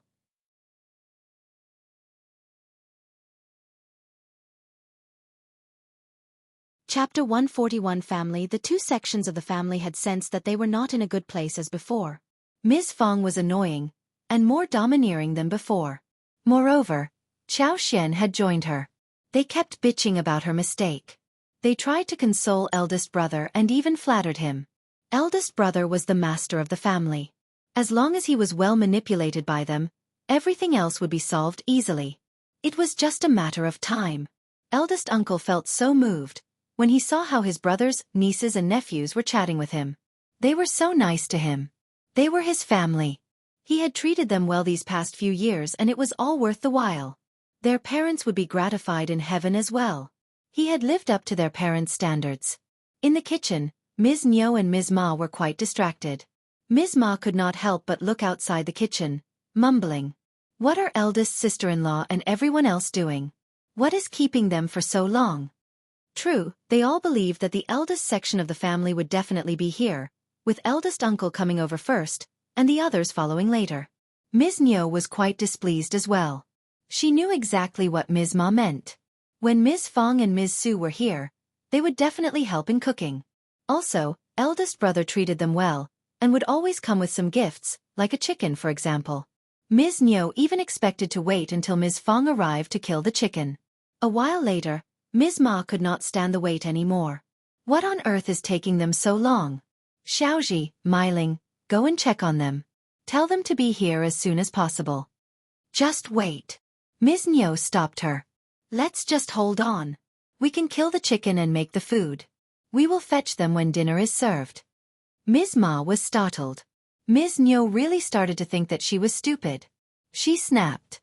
Haven't you got it? Eldest sister-in-law is so annoyed by us that she wants to postpone her arrival. Just drop it. We can make some dishes as we want. Ms. Ma nodded. Come and read on our website Wuxia World site. Thanks, that was exactly what Ms. Fong would have done. She is so stingy. We have apologized and made dinner. What more does she want? Should we kneel down and kowtow to her? Ms. Niu rolled her eyes. What else can we do? Ms. Ma was stuck with words. Yeah, what else could they do? All right. It was their own fault that they were caught red-handed. They had to be tolerant at the moment. It was Widow Sun, the bitch's fault. But for her big mouth, nothing like this would have happened. That bitch needed to be punished. So Ms. Niu and Ms. Ma dropped the idea of fetching Ms. Fong at the moment, and pretended to make dishes with full sincerity. Ms. Niu, against her will, killed one of her chickens, whilst Ms. Ma brought 12 eggs as well as some vegetables from her house. They made the dinner without putting any oil or salt in it. When dishes were served on the table, Ms. Niu smiled. Eldest brother, the dishes are ready. What are eldest sister-in-law and the others doing? Yes, we are all waiting for them. Ms. Ma added with a smile. Eldest uncle's face stiffened. It is fine, we can wait a little longer. Meiling, Xiaoji, go and fetch them, okay? Second uncle made a gesture and let them leave. Eldest uncle was about to stop them, when he suddenly realized that maybe these two children would be able to move Ms. Fong.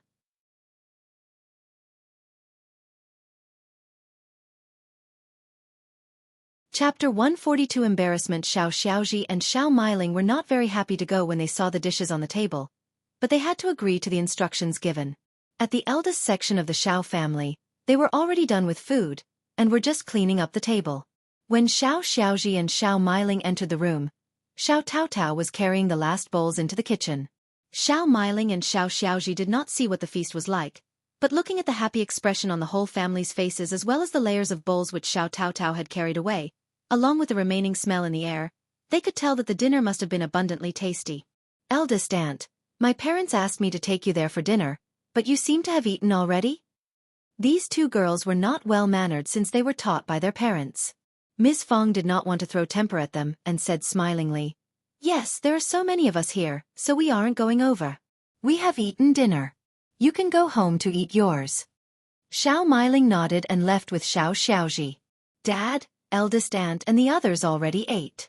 They had already finished and the table was getting cleaned. The table was full of dishes. Xiao Meiling pursed her lips. They were all startled. What? Eaten already? Second uncle and the others turned to eldest uncle. Eldest uncle's sweat dropped from his forehead. He was so embarrassed that he wanted to dig a pit in the ground and disappear. Oh yes, let's just forget them. It is their bad luck not to have eaten dinner here. Let's just eat our food. Eldest brother. Third uncle sighed in disappointment. Is she still mad? Come and read on our website Wuxia World site. Thanks. Ms. Ma pursed her lips. Yes. Otherwise what is she behaving like this for? She could have just carried the dishes here and we could have celebrated together. Second uncle sighed too. Eldest brother. When will eldest sister stop this behavior? It is such a small matter. We have already apologized.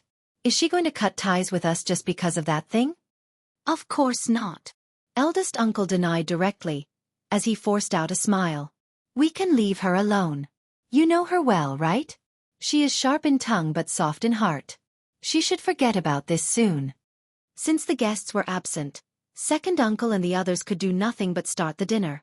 At the dinner table, they kept showing passion to eldest uncle, who was so moved. The following morning after breakfast, Xian and Yunduan told Ms. Feng about buying fields, before heading towards the town. The crops were budding, and farmers had started plowing the fields and planting rice seedlings. Every household was very busy.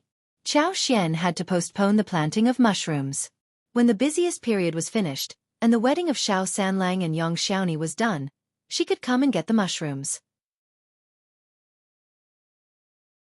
But she could start to make lipsticks.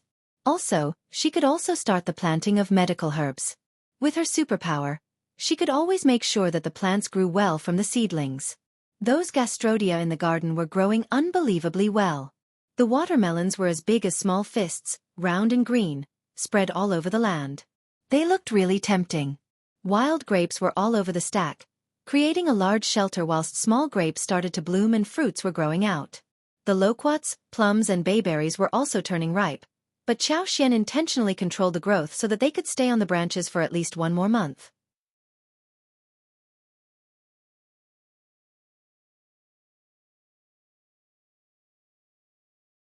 Chapter 143 Arrival. The couple came to the town and visited the Zhang village with the landowner to check out the field. Zhang village was located in the east outskirts of the county, almost 10 miles away from the town, closer to the county compared to the Shaoding village. It was a really good area of more than 240 mu gold fields. Since they needed cash urgently, and the seller did not want to split them, very few families were able to pay in cash at one go, so Xiao Yunduan and Qiao Xian bought the whole thing at a low price. Qiao Xian was very satisfied, so she made the deal right there and then. The field was sold at 7 liang 1 mu, which should be 1,680 liang for the 240 mu in total. Qiao Xian bought another 5 mu of drought field at 20 liang, where she intended to build a small yard for future residents. Therefore, 1,700 liang was spent in one go. They had around 200 liang left from selling gastrodia alata after this. When the fields were bought, the tenants were available. But Qiao Xian did not want to reveal her identity, so she did not meet the tenants, but entrusted Zhang Chunlai and Zhang Xiaofeng with this matter. They were the chiefs, and Qiao Xian and Xiao Yunduan believed that they were down-to-earth farmers. So the task was delegated to them. Tenants were very afraid that when the landlords changed, the rent would be raised, but when they realized that everything was the same, they were assured in heart. The Zhang village was located on a relatively flat field, where a large patch of land was spread across the distance. There were also some beautiful dikes and creeks. Qiao Xian decided to have a look around since they were here. Xiao Yunduan kept her company. They climbed the mountain and saw the river flowing across the beautiful landscape. Come and read on our website Wuxia World site. Thanks. It was May. The trees were shady and the vines were entwined. It was not as beautiful as the blooming flowers in spring, but there were still many wild flowers swaying on the banks of the river and the forest road, embellishing it in a deep and shallow shade of green. The mountain scenery was so outstanding that as they were walking in the middle, they felt relaxed and happy. Qiao Xian had been to many mountains, but it was all for work. This was the first time when they were having fun in the mountains. Thus, both of them were overjoyed. Seeing her happy smile, Xiao Yunduan could not help but feel happy too. They intended to climb up to the top of the mountain. Xiao Yunduan and his fellows had been to this spot, so they knew that there was one pavilion on the top as well as a hole. Qiao Xian became interested in visiting the spot when she heard about this. However, as they reached half of the mountain, the couple ran into Xie Jingrong and Yuezhing Xiao as well as their 4 followers. Both sides were startled. Yuezhing Xiao smiled. Young Master Xiao, second miss, what a coincidence. Qiao Xian let out a small cough. What a coincidence. You are having a good time, aren't you? They were almost considered to be friends, so they greeted each other politely. All of them were heading towards the top of the mountain, so they had no choice but to walk together. Yuezhing Xiao could not help but ask, "Are you here seeking Chinese fleece flower root?" But the village is just next to the mountain, where a Chinese fleece flower root over 500 years old might not be found, right? Qiao Xian and Xiao Yunduan exchanged an embarrassed look between themselves, as he said the words.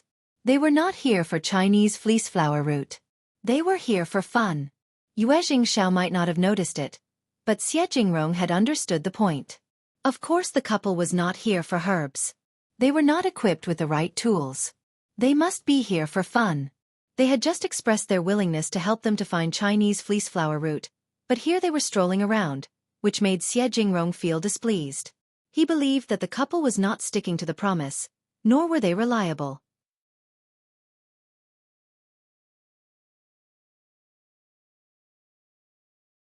Chapter 144. Dumbfounded Qiao Xian shook her head but smiled. We were just doing some business in the village nearby, but I heard that the scenery here is very good, so we came to take a look at it.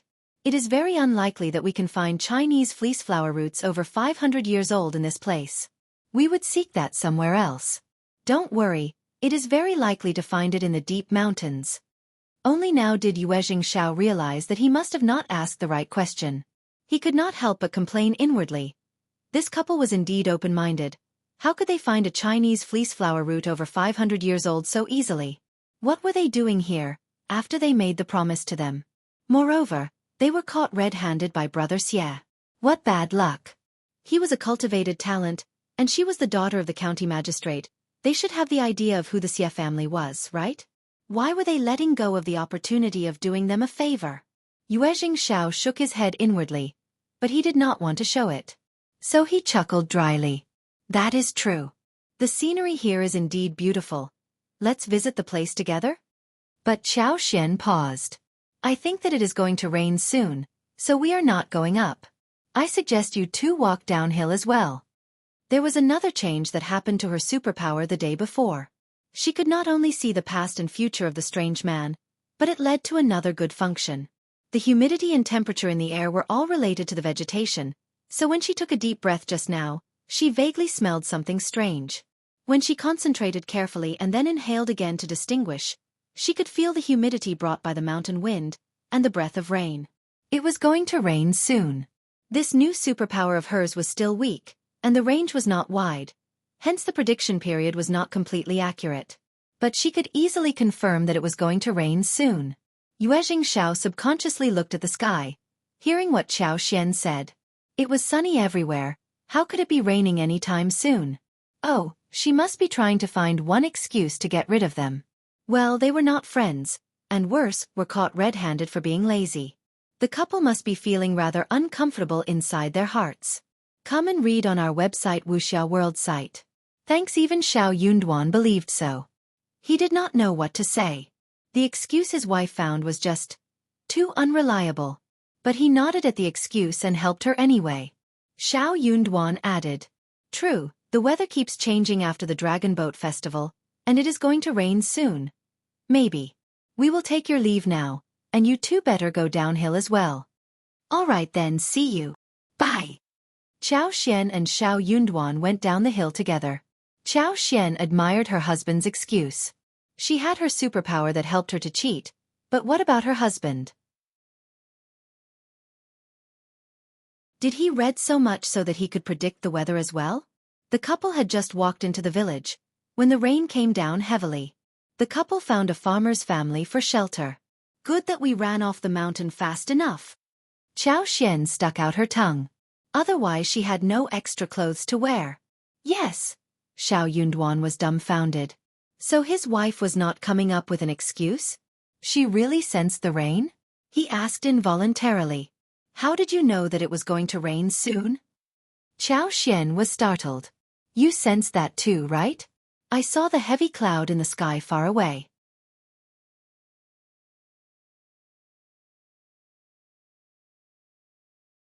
Chapter 145. Guilty. Qiao Xian felt a bit guilty.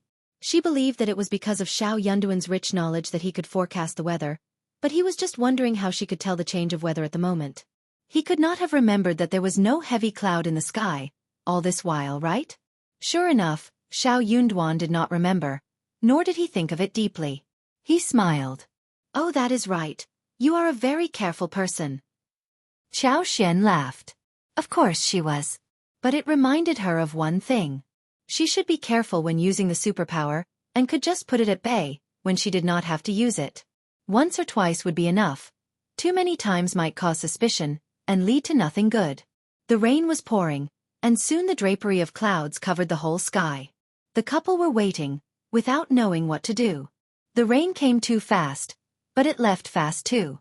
Soon it would stop. But before the rain ended, two unexpected guests, namely Xiao and Xie Jingrong, arrived there. The two of them were soaked thoroughly. Their hair and clothes were all wet.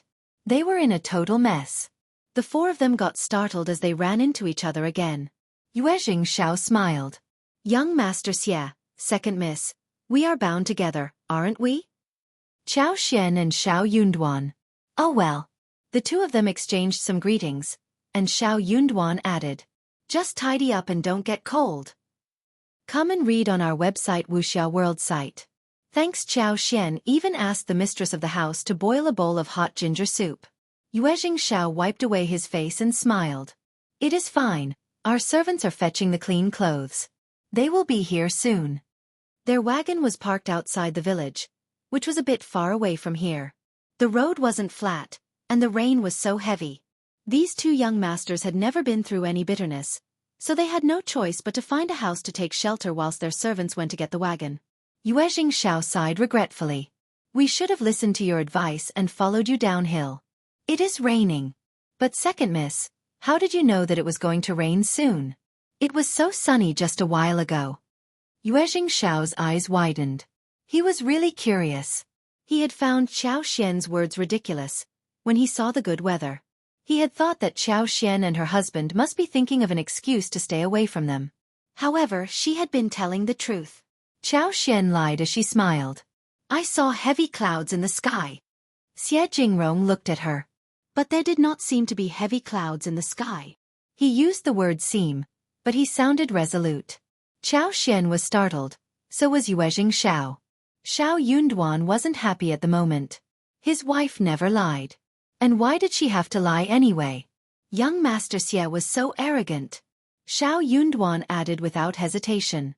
There were dark clouds in the sky. Qiao Xian nodded and sounded innocent. There were. Xie Jingrong raised his eyebrows. He had always had a good memory and could never forget things after one glance. He remembered clearly that there was no heavy cloud in the sky. But, could he have been wrong? Seeing the resolute look on the couple, Xie Jingrong could not help but feel unsure.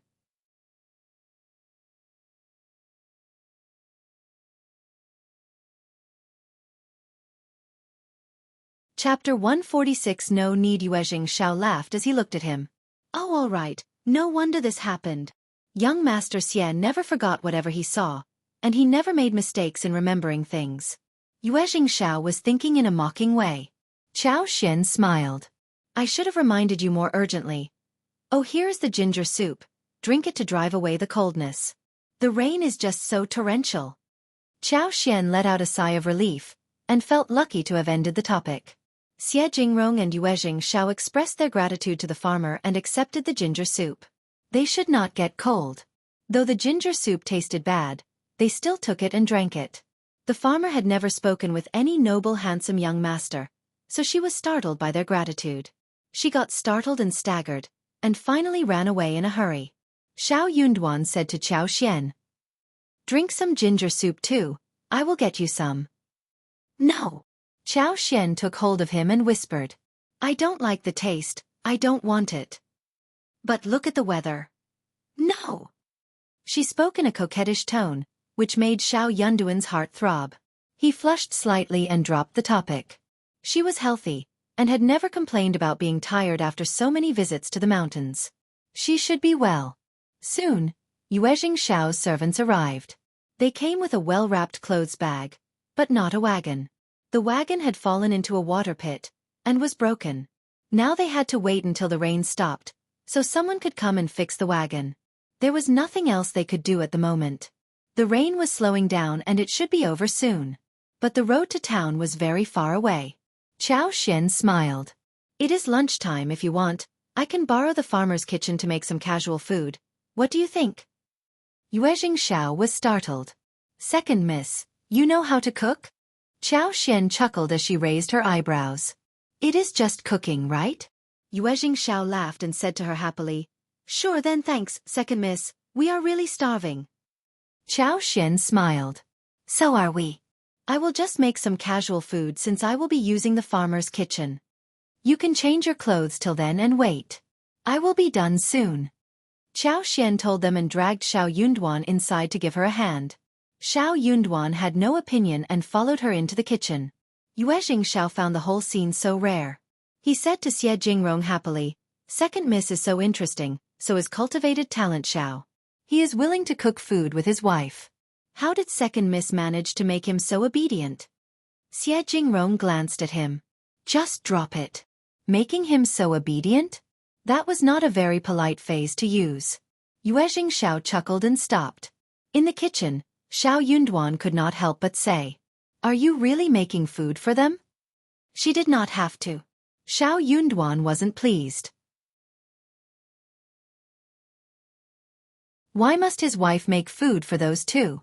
Qiao Xian patted his hands and smiled. We are starving too, right? And the farmer is helping us. It should be done quickly. I can help you as well.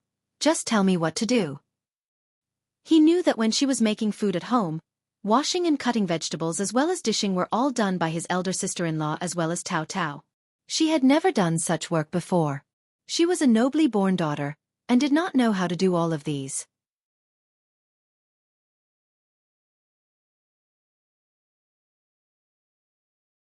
Chapter 147. Offering. Qiao Xian agreed to his offer, and then spoke to the farmer lady regarding the ingredients. After the discussion, she laughed and gave 3 qian to the lady. The lady gave 31 to the neighbors and told them to do something, so 2 children around the age of 12 went out. The farmer lady killed 1 rooster after she returned, and according to the instruction of Qiao Xian, she pulled out garlic sprouts, shallots, picked cabbages, as well as eggplants. By the time the chicken was dehaired, cut into pieces, boiled, and all kinds of vegetables and seasonings were getting ready, the 2 neighboring children came back. They had 3 eels with them. Under this weather, the water in the ditch was rising, and the loaches and eels were seen everywhere, easy for them to catch. The 2 children had gone to the ditch to catch eels. Apart from eels, they had a dozen loaches and offered them as a present. Those things were not worth any money. They only used them to feed chickens and ducks. But Qiao Xian loved them. She had many ways of making loaches, but due to the lack of seasonings at the lattice home, all she could do was to wrap them with egg porridge and pan-fried them. With the help of the lady and Xiao Yunduan, the lunch was ready within no time. The dishes included roasted chicken with eels, pan-fried loaches, eggplant with garlic, shredded cabbages, fried egg with shallots, plus a big bowl of light cabbage soup. The lady was very concerned about the way Qiao Xian cooked, and was dumbfounded too. But thinking of the 301 in her pocket, she said nothing. The lunch, plus the chicken, cost around 101. She had made a great deal of money from this lunch, so the guests could do whatever they wanted with the ingredients.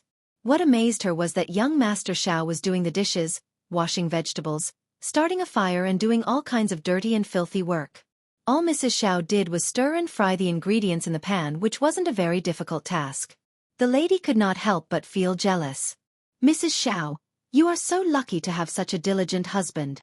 Young Master Xiao looked quiet, but he was so willing to do all these tasks, whilst her own husband never even wanted to step into the kitchen for anything. Qiao Xian threw a look at Xiao Yunduan, who looked embarrassed. Then she smiled at the lady and nodded. Xiao Yunduan threw a sneaky glance at her and pretended to be calm. But actually, he felt excited inwardly, and even felt happiness striking his heartstrings. Qiao Xian asked for clean bowls and gave some portions to the Lattice family, before the dishes were served. The Lattice family was out for work, only she and her youngest daughter and son were at home, who were already drooling but had made no sound. They knew that it was something their guests bought, not something that belonged to their family. Qiao Xian did not like that.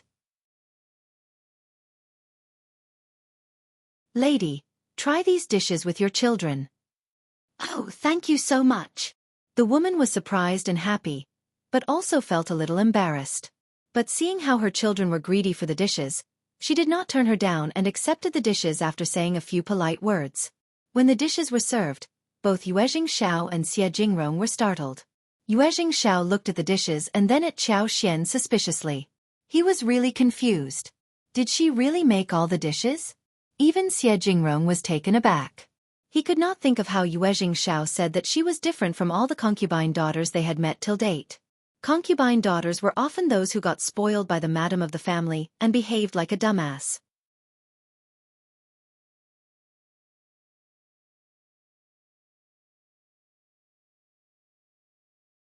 Chapter 148 Intention Otherwise. They were often those types of ladies who could not stand up because of the strike from the madam of the family and dared not say a thing. Or they were barely seen but were cautious and dull. Second Miss seemed to be really different. Xiao Yunduan was displeased. He said calmly, "I wonder if the dishes my wife has made are catering to your tastes. We have limited ingredients in the village and I apologize for that." His wife had taken so much effort to make a table full of dishes, and they were even suspecting if they were tasty? How could a random lady make such dishes? What? Yuezhing Xiao smiled. "Young Master Xiao, you have been too modest. The smell has told us that the dishes are definitely going to be tasty. Let's just sit down and eat. We are starving." "Please." Xiao Yunduan smiled and asked Qiao Xian to sit as well. The eel chicken nuggets wrapped in the thick soup were salty and delicious. The eel meat was tender, and the chicken nuggets were fragrant, whetting everyone's appetite the moment they were eaten. The eggplant dish was rich in garlic, and the eggplant meat was delicate. Vinegar had been added for a more unique flavor. Shredded cabbage and dried loaches also had their own characteristics. The lunch consisted of simple and ordinary dishes, but they grasped people's heart, leaving unforgettable taste in people's mind and mouth. What surprised Yuezhing Xiao and Xie Jingrong was that the dishes were made of ordinary ingredients, but the way they were made had never been presented to them before, apart from the scallion egg and cabbage soup. It was a huge surprise. "Second Miss, you have cooked such great dishes, excellent." Yuezhing Xiao could not help but speak highly about the lunch. Xie Jingrong was calmer than him, but he looked as if he agreed with what Yuezhing Xiao had said. Qiao Xian smiled and replied calmly, "These are just ordinary dishes, not really that amazing." Qiao Xian had never been a good cook. She could make some ordinary dishes with not so outstanding tastes as before, but after she was equipped with a superpower, she seemed to be better at making dishes.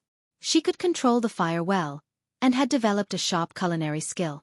It was a subconsciously sharp sense, especially when it comes to vegetables. Yuezhing Xiao laughed. "Second Miss, you are really modest. Food could definitely form a relationship between people." After lunch, the four people seemed to feel more relaxed among themselves, and talked a lot more.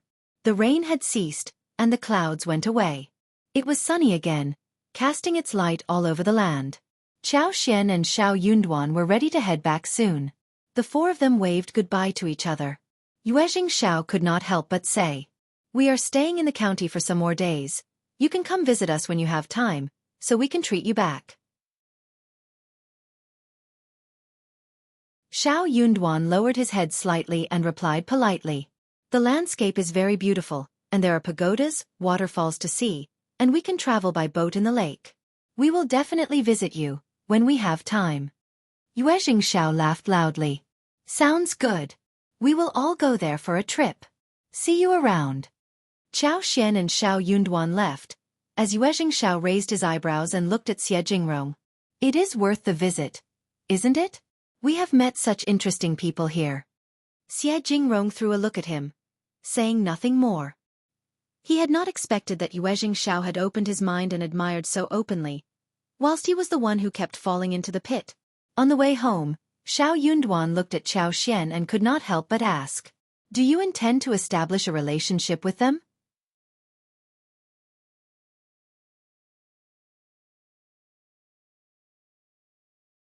Chapter 149. Not really. He was feeling a little guilty, nervous and anxious as well.